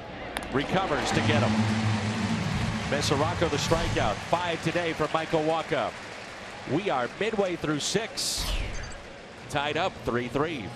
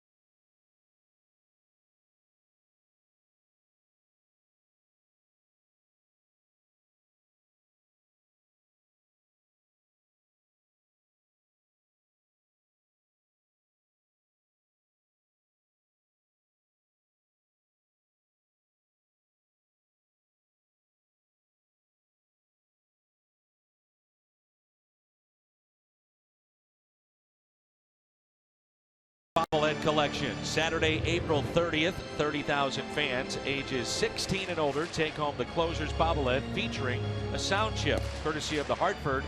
Visit cardinals.com/promotions. April 30th, we'll see the Washington Nationals. They are currently 9-1. And many expected them to be good, and they're proving it. By the way, I hope the Nationals are a little nicer to the Cardinals than the Reds were on Adam Wainwright bobblehead day. Well, 3 things you need to know happening at Major League Baseball. King Felix ties Randy Johnson, most strikeouts in Seattle history. Johnny Cueto, the former Red, big night against the Dodgers, and a 7-game winning streak for the Nationals. Again, Washington, best start in franchise history. Steven Strasburg, Joe Ross, ERAs under 2. They have Max Scherzer, the St. Louisan, as Adams hits it to Brandon Phillips in the outfield grass. The last 10 teams that started 9-1, they averaged 89 wins once the season was over. So it does bear out that more times than not, it's a very good thing in the long haul, clearly. But last year, the Tigers started 9-1 and finished 74-87. They fell quickly, didn't they? Sure did. A strike to Jed Jerko. King Felix has a ways to get to Randy Johnson, who finished up with nearly 5,000 strikeouts. Over 300 wins, big unit. Finished with 303.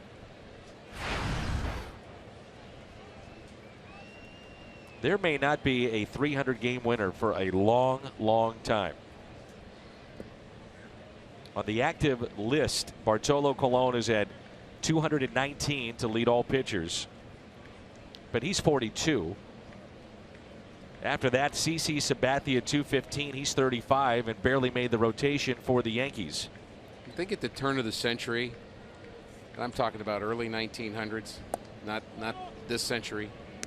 You think the pitchers sat around and said, and the broadcasters, whatever they were broadcasting in early 1900s, said, you know, I don't think there's going to be a guy throw 600 innings ever again, or a guy to make 85 starts. 600 innings. I mean, you think about the numbers of the pitchers then. It's become so specialized now. Very different art. Pitching then was endurance was part of that. Not maximum effort on every pitch. Today's game, it is maximum effort on every pitch. We'll bring in another guy when you're done. The next to get to 3,000 would be CC Sabathia in terms of strikeouts. He has over 2,500. Wouldn't think he'd get there. Bartolo Colon, 2,200. We mentioned Felix Hernandez. Now he has 2,162. Pretty good shot to get to 3,000. He's 30, barring injury. 3-2 pitch to Jerko. Hit sharply to third, and Suarez will make the play. 2 down. Well, Muscat is settled in after the home run. He's set down 5 straight. It's back, Cardinal fans. The refreshing taste of the frozen strawberry lemonade. It's available all summer long, and it's only at McDonald's. Got 9 ground ball outs. Talked about that being his best way to get outs, and the defense important behind him. Had that feeling as this game has gone on that defense might decide this game. Cardinals have committed 2 errors today. The Reds with 1. We mentioned earlier both these teams have committed 14 errors this year. Has not been able to get Garcia. I thought I heard it hit him. I heard he's claiming, and they're going to take a look at it. Spun away immediately, looked into the dugout. Mike Matheny and his crew will take a look. Garcia is 2 for 2 today with 2 singles into right. Oh yeah, you could see his pant leg move, and I think that's enough evidence. I think you see this movement. Just enough. Really saw it from the other angle. You could see the cloth move, and Mike saw it from one of those angles. They are going to take a look at it. It's going to be hit by pitch. Well, I thought the second angle, Rick, really showed it again. Yeah. And this should not take long to figure out. He was hit by the pitch. Well, right now, as we speak, New York is watching this, so immediately they should have the call. Well, and we heard it live. I mean, you could hear the little tick sound.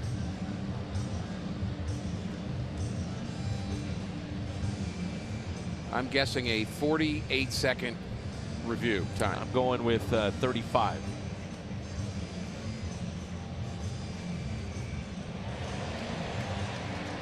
The new high-definition scoreboard, they just showed it. Didn't even take that long. Nope.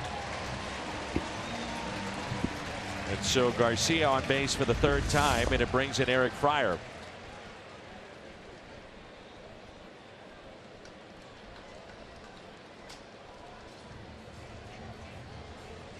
The last player to begin his career in St. Louis, first 4 at-bats, have 4 hits, was back in 2000. Will Clark. As he finished up his great career here in St. Louis. He got on fire after the trade that brought him to St. Louis. McGuire was hurting. Will Clark got on fire and carried the Cardinals into the NLCS. And fire in the clubhouse, too. Yes, he was. Just ask J.D. Drew. Yeah. Breaking ball, a little bit low. Fryer, a double into the corner and right, picked up an RBI to score Garcia, and then singled into center field. 2 for 2 today and 5 for 5 to start his Cardinal career.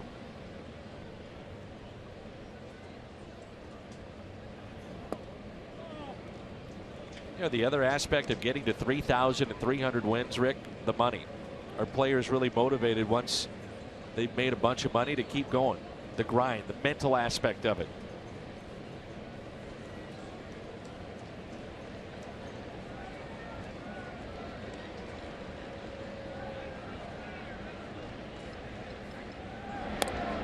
The throw over, you may recall, back in the second inning, it was a 2-0 count.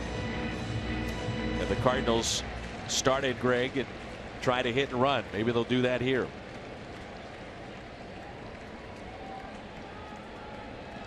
Here's a 2-0 pitch to Eric Fryer, not running.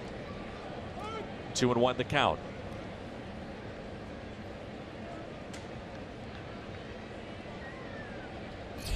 If the pitcher were on deck, I wouldn't want to see a hit and run here because you'd want to get to the pitcher's spot, get it out of the way. But Hazelbaker is in the on deck circle. So a hit and run more of a possibility here than it was the last time when we were in this situation when they chose not to hit and run. That came in the 4th. Jeremy Hazelbaker has moved to the on deck circle.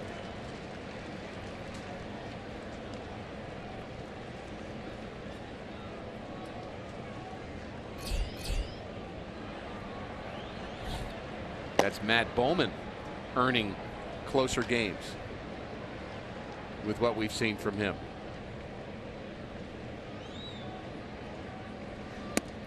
And it's a walk.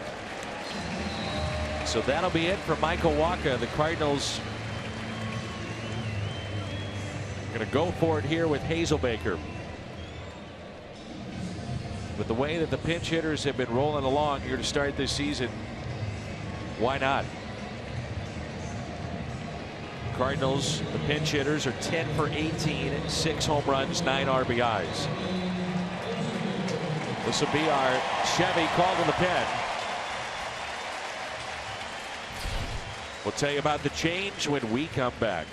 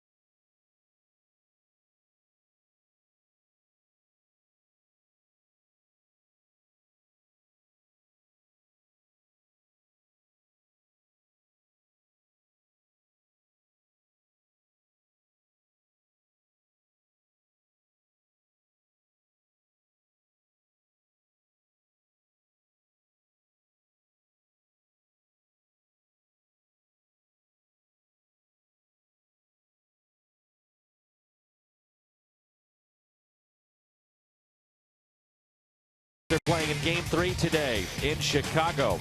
After Cardinals baseball, we'll have Blues Live, our post-game show. John, Bernie, Panger after Game 3. Hear from the guys who know the Blues best. Missouri Lottery Blues Live is coming up.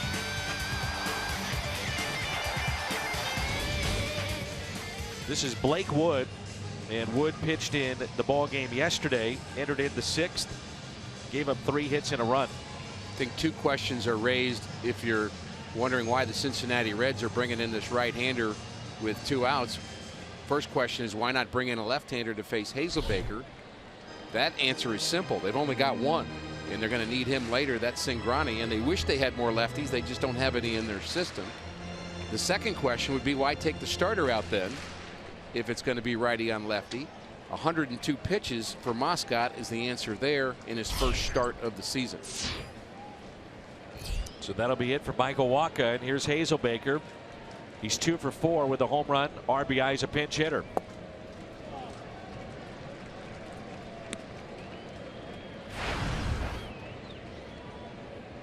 Hitless in this series. But we know he's been swinging the bat well to start this 2016 campaign. The 1-0 pitch. Hyundai pitch arsenal for Wood. He's got a good fastball, mid to upper 90s. Throws that half the time. The slider is very sharp. He used the changeup too out of the bullpen, but the fastball is his pitch. Has good velocity. We saw it yesterday.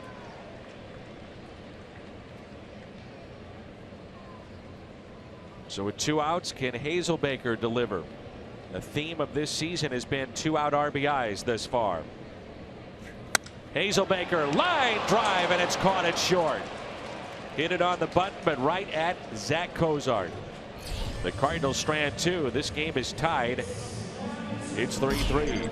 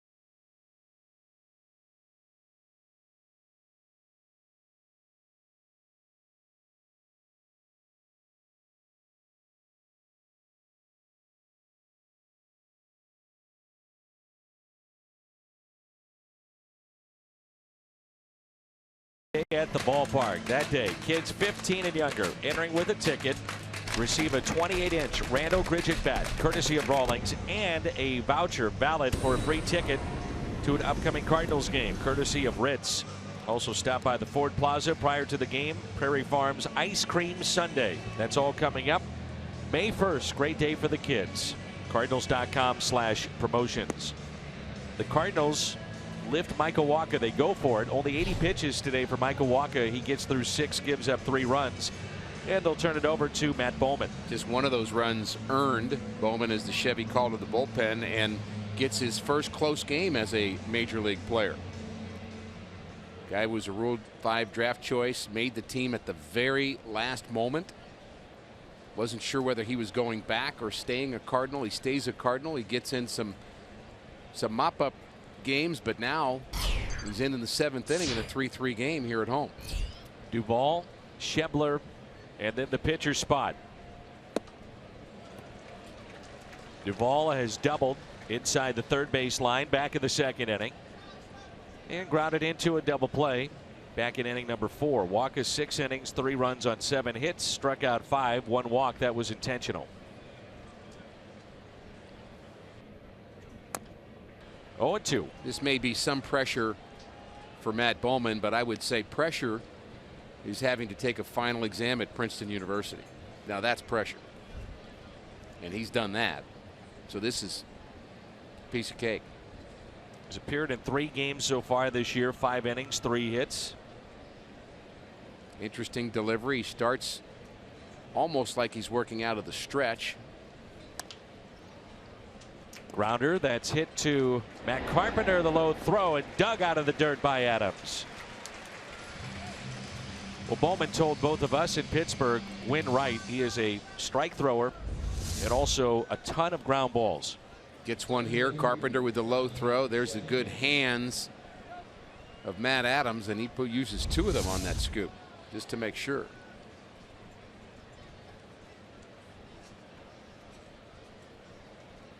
The Cardinals used 0 for 2 innings yesterday, so I would assume that he is a last resort here today.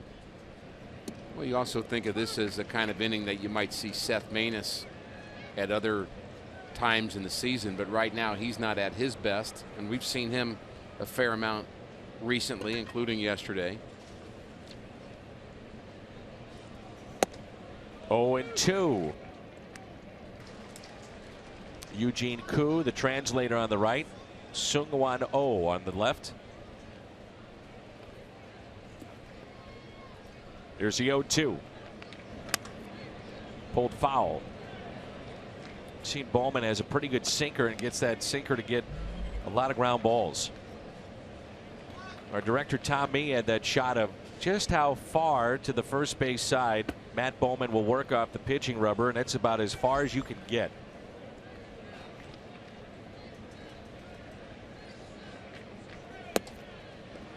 As is true in a lot of things in baseball, it's farther than you're supposed to get, but it's not enforced. You're supposed to have your entire foot in front of the rubber, but it's not enforced. It's like the collision rules and the neighborhood rules. Just sometimes you just choose to enforce rules more strictly than others. The slide rule has been strictly enforced so far this year and decided some games around Major League Baseball.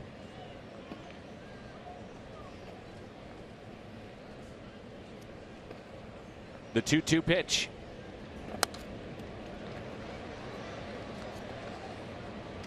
I know that rule because I would use the very back of my heel on the first base side of the rubber. I learned somewhere along the line you weren't supposed to do that, but nobody ever said anything. My interest was creating an angle lefty on lefty. His interest is creating more of a sinking action to go down and away against left-handers like that pitch did. Shift and out.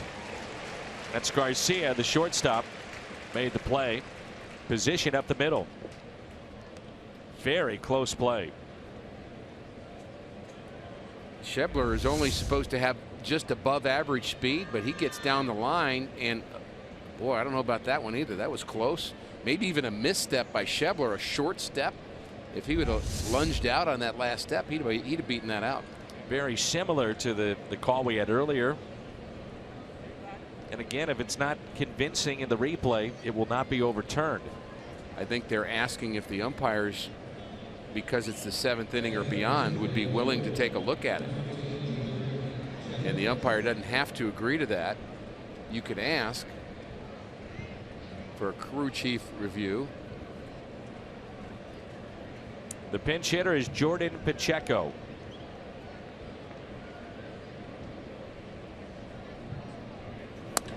Pacheco with a base hit out to left.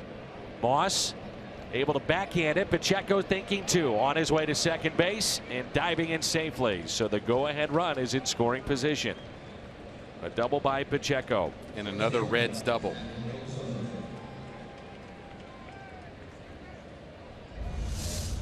Our Plaza Tires Fox track shows the pitch location. Got too much of the plate, backed up a little bit, in fact.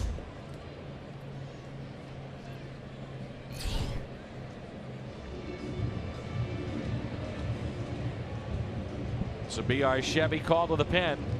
Kevin Segrist threw one pitch, got it out yesterday. He'll come in when we come back.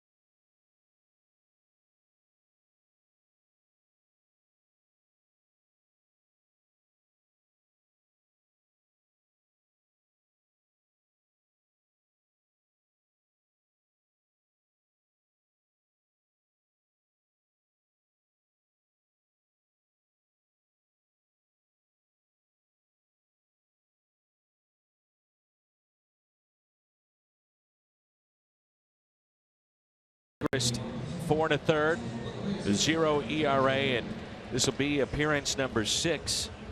He'll come in with a runner at second base. He'll face a red hot hitting Zach Cozart. You know, Mike Matheny looks at Segrist as a guy that can, get lefties or righties. It doesn't really matter. Yeah, in fact, he's been better against righties, the numbers will say. And he's a guy that is a strikeout pitcher that I think Mike must be thinking here in the 7th inning. I thought he may go longer with Bowman, but I think he's thinking that this is a key moment in this game, and he wants one of his guys that can dominate on the mound, and Segrist is that kind of guy. Long man today with Bowman out could be Tyler Lyons. Is probably not going to be used today. You could use Segrist for this out and then 3 more in the 8th, if it all unfolds the way that you'd like. 3-3 game. Go ahead run at second base. And I think also Mike is saying, look, we haven't been able to get Zach Cozart out. This is a hot hitter, top of the lineup. Let's send one of our best against him. That's a great point. 8-game hitting streak for Cozart, 2 for 3 today. Very comfortable at the plate. Here's an 0-1 pitch from Kevin Segrist. Boy, that's nasty there. Tailing away from the right-handed hitting Zach Cozart. That's the changeup of Segrist. Likes to throw the fastball in on the hands of right-handers, changeup down and away, and is using a curveball more often. Still not, I would say, a plus pitch for him yet, the curveball, but it's developing.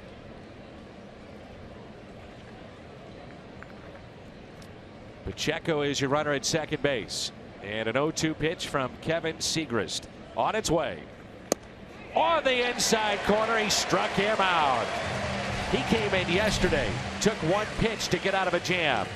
Today, 3 pitches. The strikeout of Zach Cozart. Quick work by number 46. Let's stretch on this Sunday afternoon.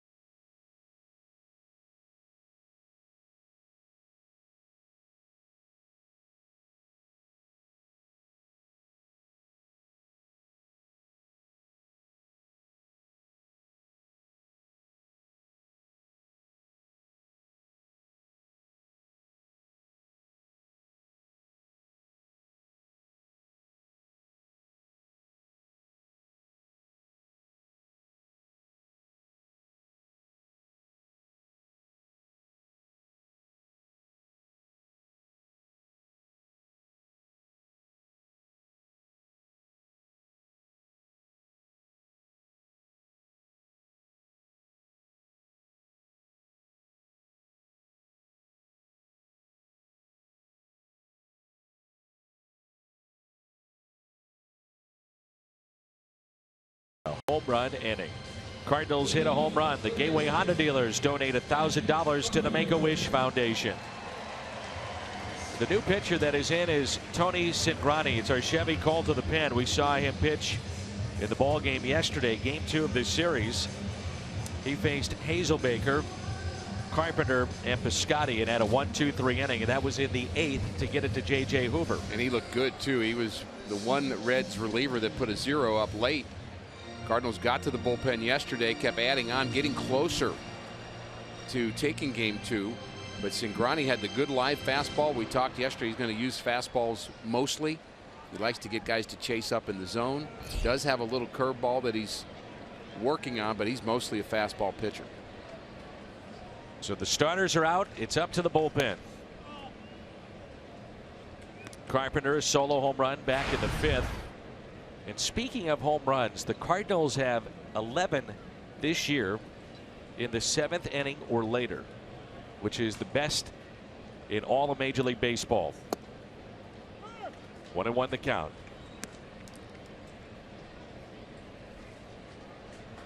One of the stats that I love that kind of new on the scene is the close and late situations, how players do close and late. Well, it's late and it's close.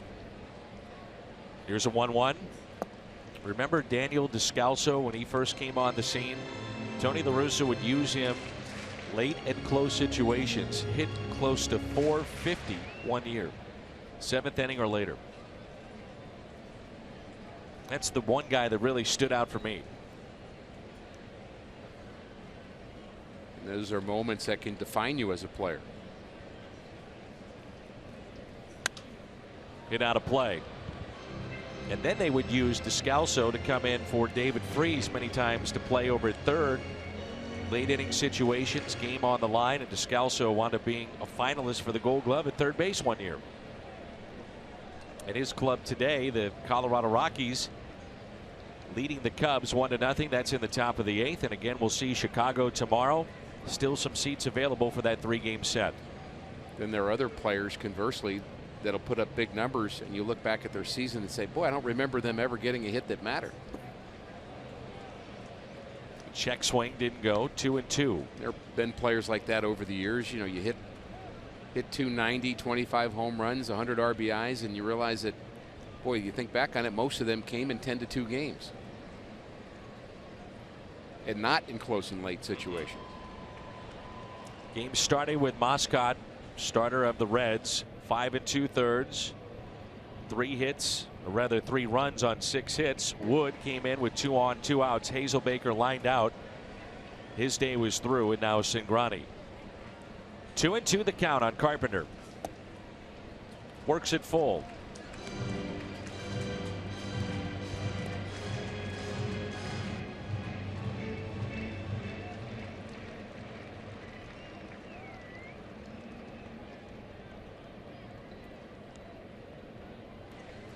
Outfield is deep and straight away. Here's a 3-2 pitch. He walked him. Cingrani hops off the mound. He can't believe it. He thought that should have been strike 3. Power Stats brought to you by Kubota. Steven Piscotty digs in. There it is, 7th inning or later, as we talked about. 11 home runs for the Cardinals, most in Major League Baseball.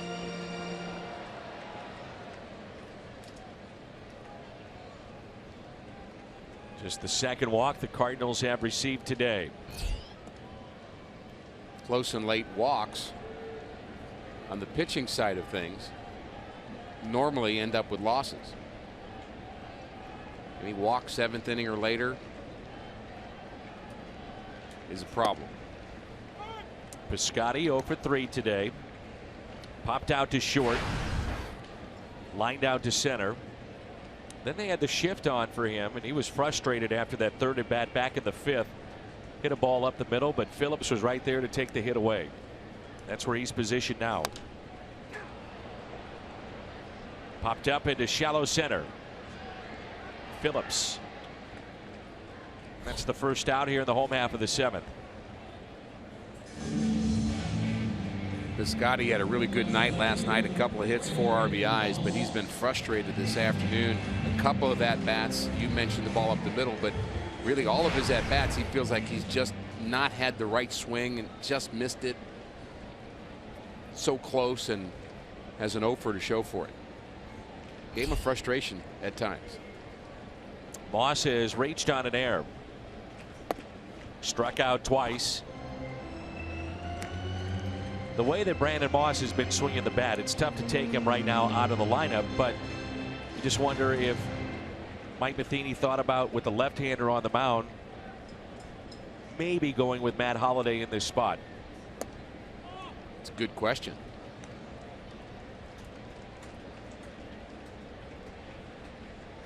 Been one of your hot hitters. He's had good at-bats against lefties too. You can add that to the equation. Runner at first, short lead by Carpenter, and Moss hits it into center.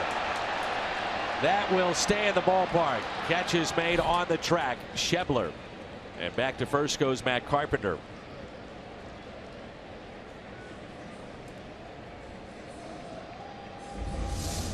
Must not have gotten that right on the screws, because the swing looks good. Looks like a power stroke, may have been just off a bit on the timing. I say off a bit, enough to keep it in the ballpark.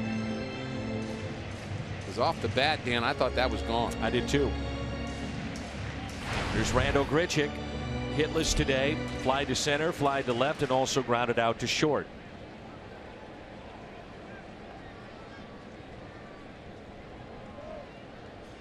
That pinch hit appearance may come if Grichuk is able to reach with Adams on deck. That's a good point. Cingrani, not the kind of lefty that's going to throw a lot of breaking pitches too, so you don't think of him as the tough, nasty lefty on lefty type guy necessarily. So many factors go into the decisions. You know, Dave Duncan used to preach the two-seamer, sinking action, ground balls.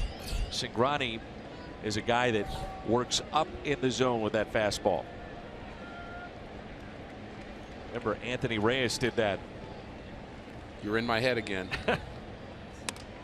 Fought off by Grichuk. Long way to go for Phillips. Bruce coming on, and he'll make the catch.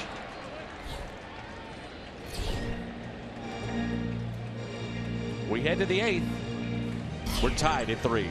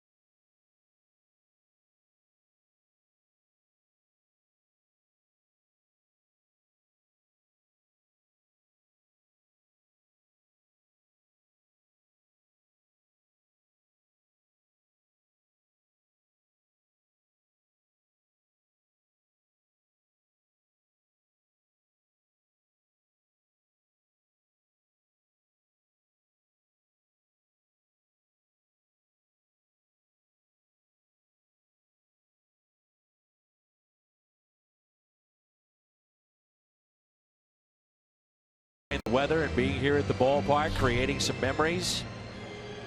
Been a fun game. And others, well, it's that kind of day. So as we thought, Siegrist, the final out in the 7th. Now he has the 8th. Nobody getting loose in the Cardinals' pen.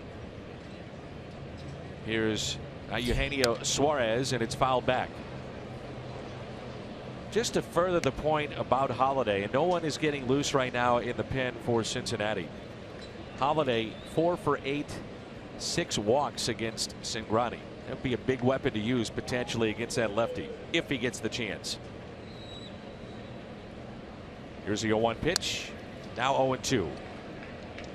There was the opportunity to use him there. There may be opportunities later. The decision, I think, is to wait for a later opportunity. The other downside, the one downside of using Holiday in that inning is he's your last outfielder too. If you have already used Hazelbaker and now you're committing to Matt the rest of the game, and you've got no other choices in the outfield. Not that that's a big deal, but it is a factor. Cardinals are a little infield heavy right now with their roster.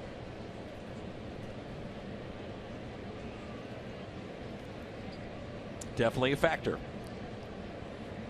We haven't talked much about Tommy Pham, but I miss him on this club. Hit left side, a broken bat. Carpenter makes the play. The stretch by Adams. We'll keep an eye on that Reds bullpen. Nobody throwing. Adams is due up first. Tommy Pham, Mike Matheny said, is on track, and at last check, probably a couple of weeks out from returning to action, then a rehab assignment, dealing with an oblique. And in a career filled with frustration, Tommy Pham has the frustration of having just one at bat in this season and then being hurt. He actually got hurt in batting practice on opening day in Pittsburgh. Cold day in Pittsburgh. Right. Survived spring training, if you will. Had a chance to break with the club and play an awful lot too.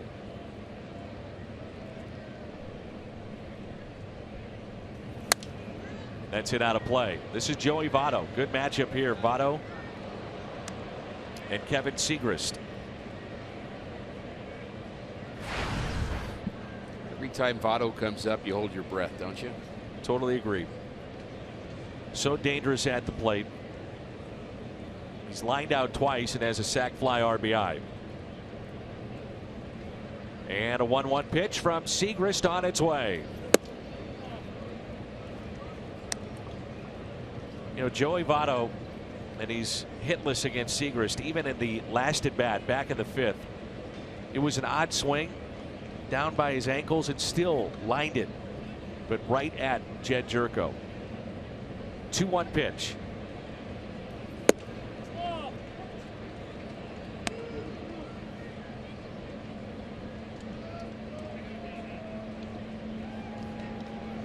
Joey homered in game 1 of this series. 3-run homer.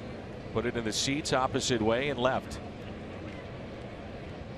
And the 3-1 pitch.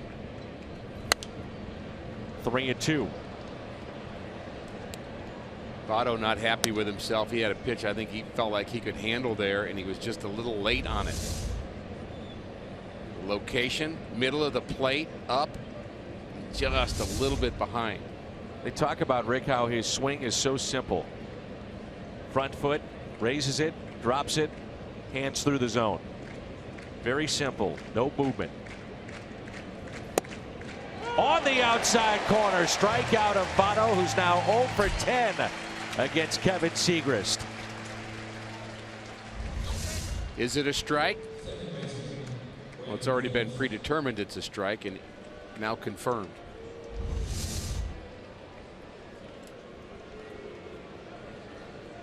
Seven strikeouts in this lineup for the Cincinnati Reds. Our crowd today, third sellout of the year, 46,268. 46268.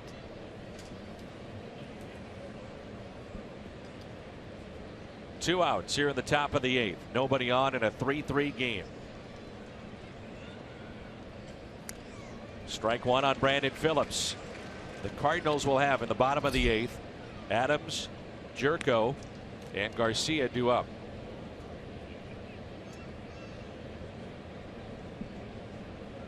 Again, nobody throwing in the Reds pen, so you got to think about the potential of Holiday against Cingrani.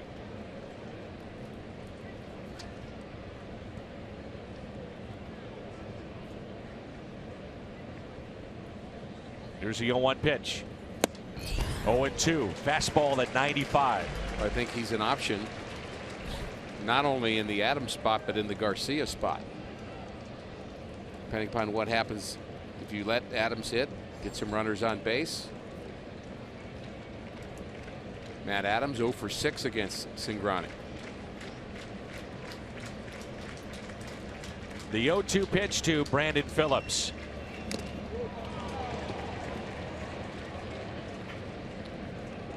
The Cardinals on their bench today. They've already used Hazelbaker, who lined out to short, hit a screamer. With really good firepower when you think about Colton Wong from the left side left, Aledmus Diaz, Holiday, and Molina.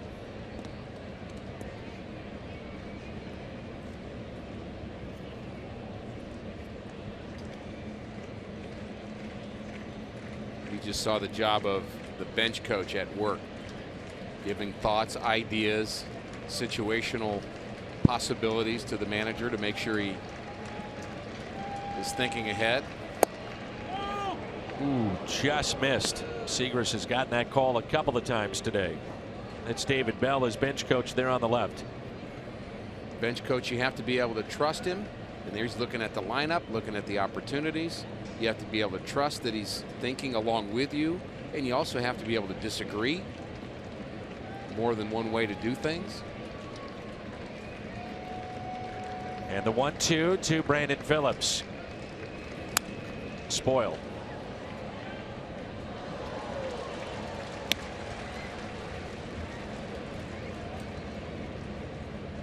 You know, we've talked a lot about the bench players getting more rest this year. Point of emphasis for Mike Matheny. But also a guy like Kevin Segrist. Ideally, you don't want to have 80+ appearances for Segrist. Keep him fresh. He is such a weapon out of the pen. 1-2 pitch. He got him. Strikeout of Phillips as he dropped to a knee. The changeup. Segrist has faced 4 today and struck out 3 Cincinnati Reds. Back-to-back changeups.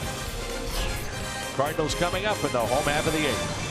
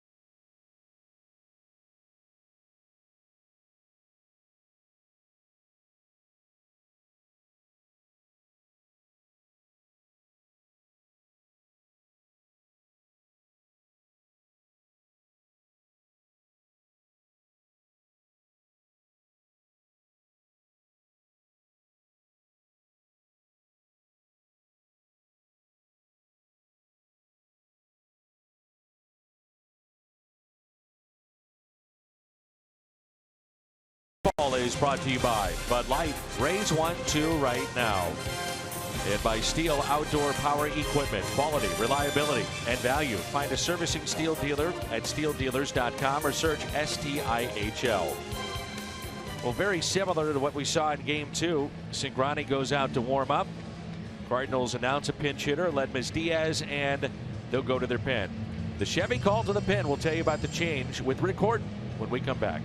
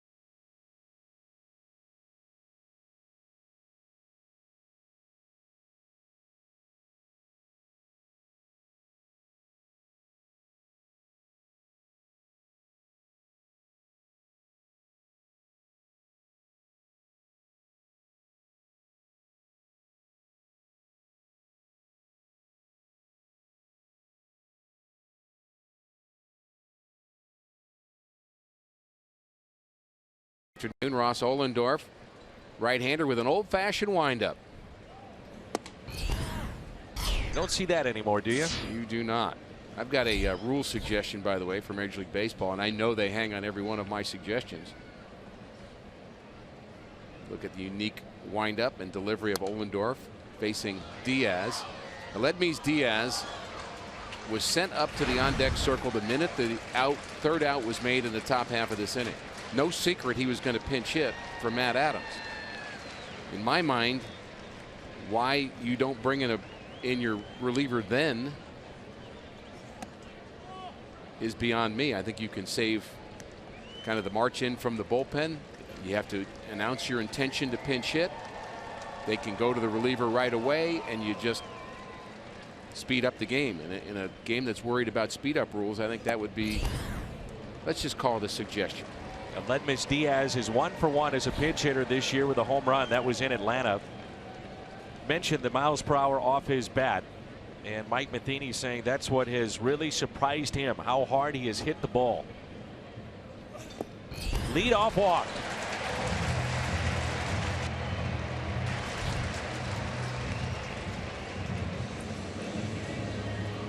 Told by our truck that Rob Manfred has got a phone call. He's going to be looking for me, so I'll be right back. Oh, I'm sure. He'd love to talk to you.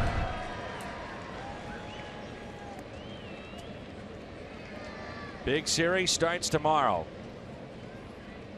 Ricky's going to tell Rob that he's the smartest guy in the room. No surprise there. We had a nice visit with him. We sure did. Up here last year. He was terrific.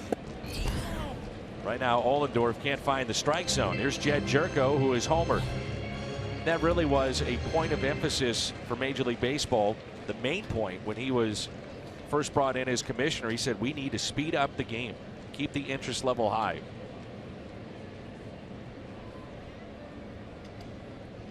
Diaz a threat to steal. Low strike, 1-1. And while he's taking suggestions, the other one is maximum of 11 pitchers on your staff. Not as many pitching changes. I think that's the real issue in baseball. There's so many specialty relievers. If you have the toys, you're going to use them. 1-1 pitch. Jerko pops it up on the right side. Phillips near the line makes the catch.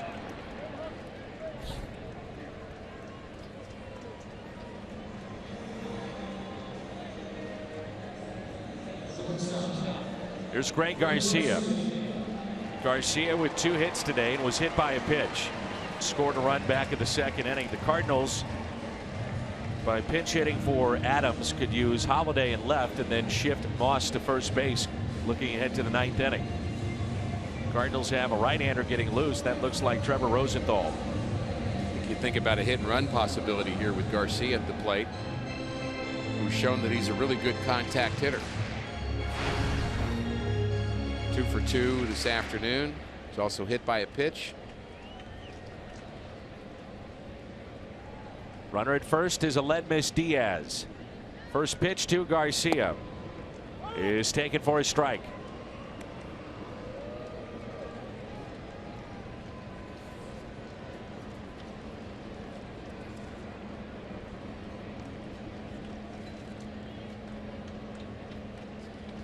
Ollendorf may throw over here.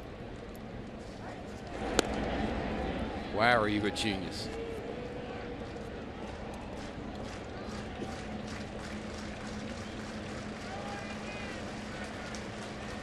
The Cardinals have not had a man in scoring position since back in the 6th inning. That was with Hazelbaker up. 0-2. He pinch hit against Wood and hit a screamer to short. That ball gets through. Might have scored 2. For sure 1.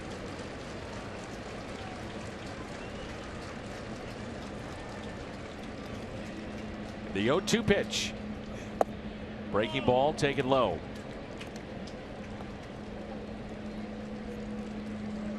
When you get behind in the count, the hit and run becomes less of a possibility. Pitchers then have the ability to expand the zone from their point of view, which makes it tougher for the batter to protect the runner. 1-2, not a hit and run count. 1-2 pitch. Fought off by Garcia.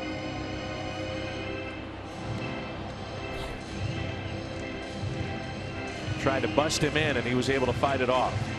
Ollendorf in his career 0-2 here at this ballpark with an ERA that's near 6.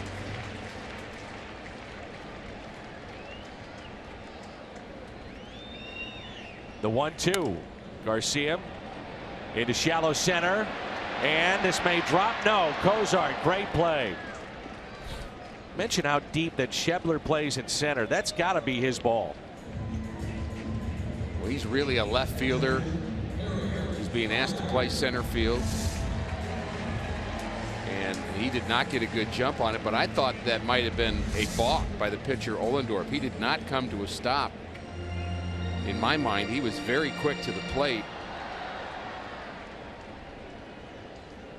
I think he may have gotten away with that. Fryer 2 for 2 with a walk and an RBI.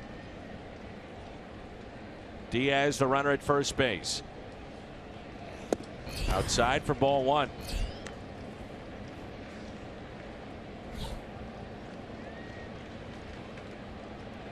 Chris Young, Ross Ollendorf, Matt Bowman. 6 or 7 Princeton Tigers that have played Major League Baseball. That's ripped into the gap in left center field. Diaz to second, all the way to the wall. They'll wave in Aledmys Diaz. What a day, Eric Fryer. Yes, sir. 4-3 Cardinals.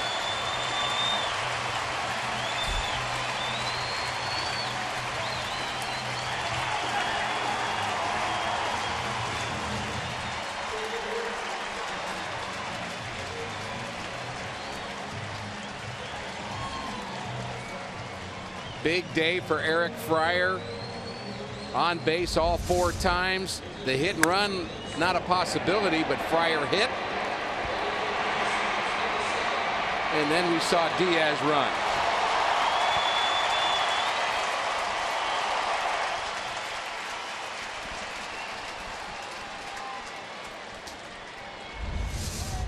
Great moment here at the ballpark for Eric Fryer. What a day he has had.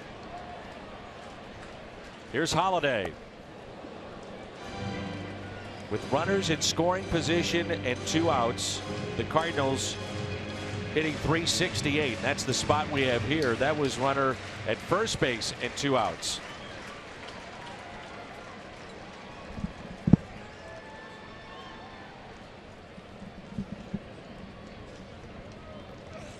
Inside to Holiday. Think back at that conversation that we saw between David Bell and Mike Matheny. I'm sure they were talking about the move that was made to have Diaz lead off the inning. He's been red hot. He gets on base. Good speed. Able to score on that double. The 1-1. And in turn with that move, only one lefty in their pen. You knock Cingrani out of the game, who was tough yesterday and tough in his first inning of work here. I believe the Reds are not going to be thinking about matchup very often. You can't with one lefty. 2 strikes on Holiday. 2-2 the count. Matt is 1 for 1 as a pinch hitter this year. Eric Fryer, 2 doubles, 2 RBIs, 3 for 3 and a walk.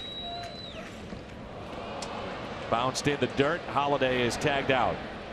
But Eric Fryer getting a start today. His first of the year. He's made the most of it. Rosenthal coming on when we come back.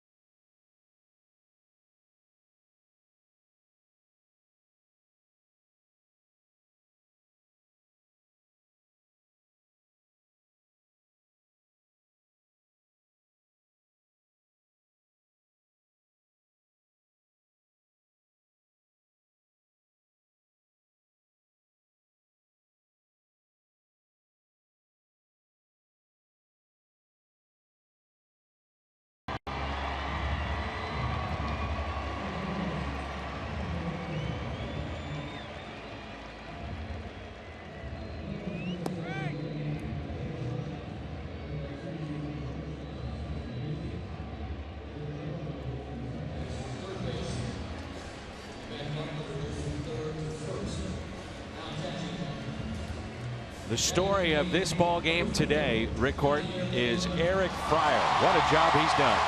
6 hits in his first 6 at-bats as a Cardinal. And you look back at since 1974, only 4 players have done that. Chris Steins with more.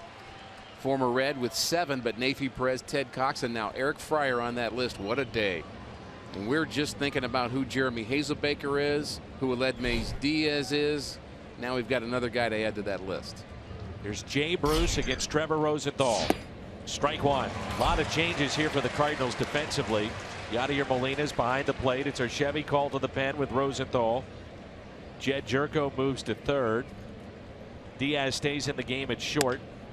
And a ground ball that's hit to Greg Garcia, who started at short, to Carpenter at first, who started at third. This copyrighted telecast presented by the authority of the Cardinals. It may not be reproduced or retransmitted in any form. And the accounts and descriptions of this game may not be disseminated without the express written consent of the St. Louis Cardinals. Who's on first? It's a great sentence you just said. It's a lot of changes. Good to see that Rosenthal is pumping strikes, which has been an issue his last 2 times out.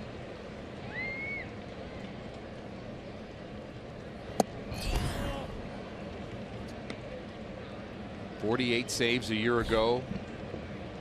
Much better command than the prior year, which was still a very good season for Trevor.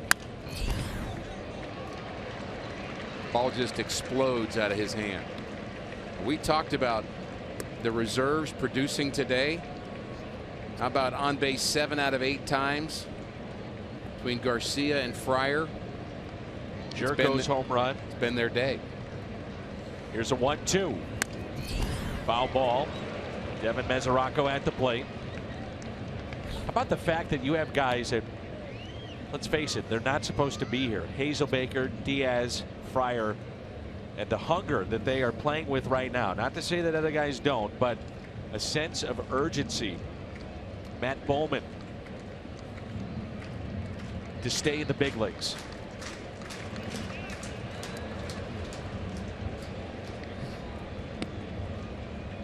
Fun to see new faces contributing. We don't want to get rid of the old faces, but the new ones provide a spark. And that's been, in my mind, the story of why the Cardinals have won 6 of their last 8. Rosenthal gets the second out. Very good changeup. Another part of the story here today, too, Rick, and really of the season. There have been 80 RBIs for the Cardinals, and 35% have come with 2 outs this year. That's an awful lot. Eric Fryer is our Budweiser player of the game. Also threw out a runner stealing. Final hope, Duvall. Popped up, out of play. Strike 1. Reds have struck out 9 times against Cardinals pitching today. Not to be overlooked. The job of the bullpen. Bowman, 2/3 of an inning. Segrist, an inning and 2/3. And now it's Trevor Rosenthal.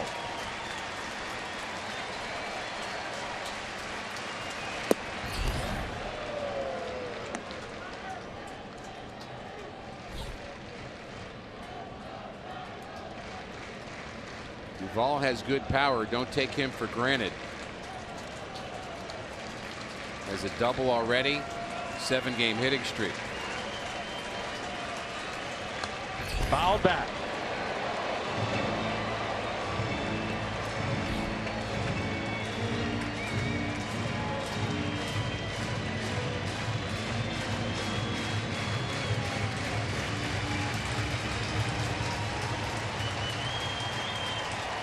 On their feet here at Busch. The 1-2. Got him! The Cardinals take 2 of 3 against Cincinnati behind the electric day of Eric Fryer.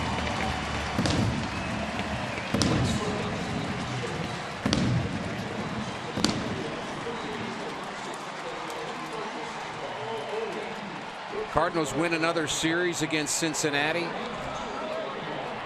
After a tough loss yesterday, they rebound. Good start from Michael Wacha. Really a team effort today, but the guys off the bench, the real story, including Fryer. The big hit in the game comes with 2 outs against Ross Ohlendorf. A double in the gap in left center, his second double of the day. 2 RBIs. Rosenthal closes it out. The Cardinals take 2 of 3. More from Eric Fryer coming up in the post-game show.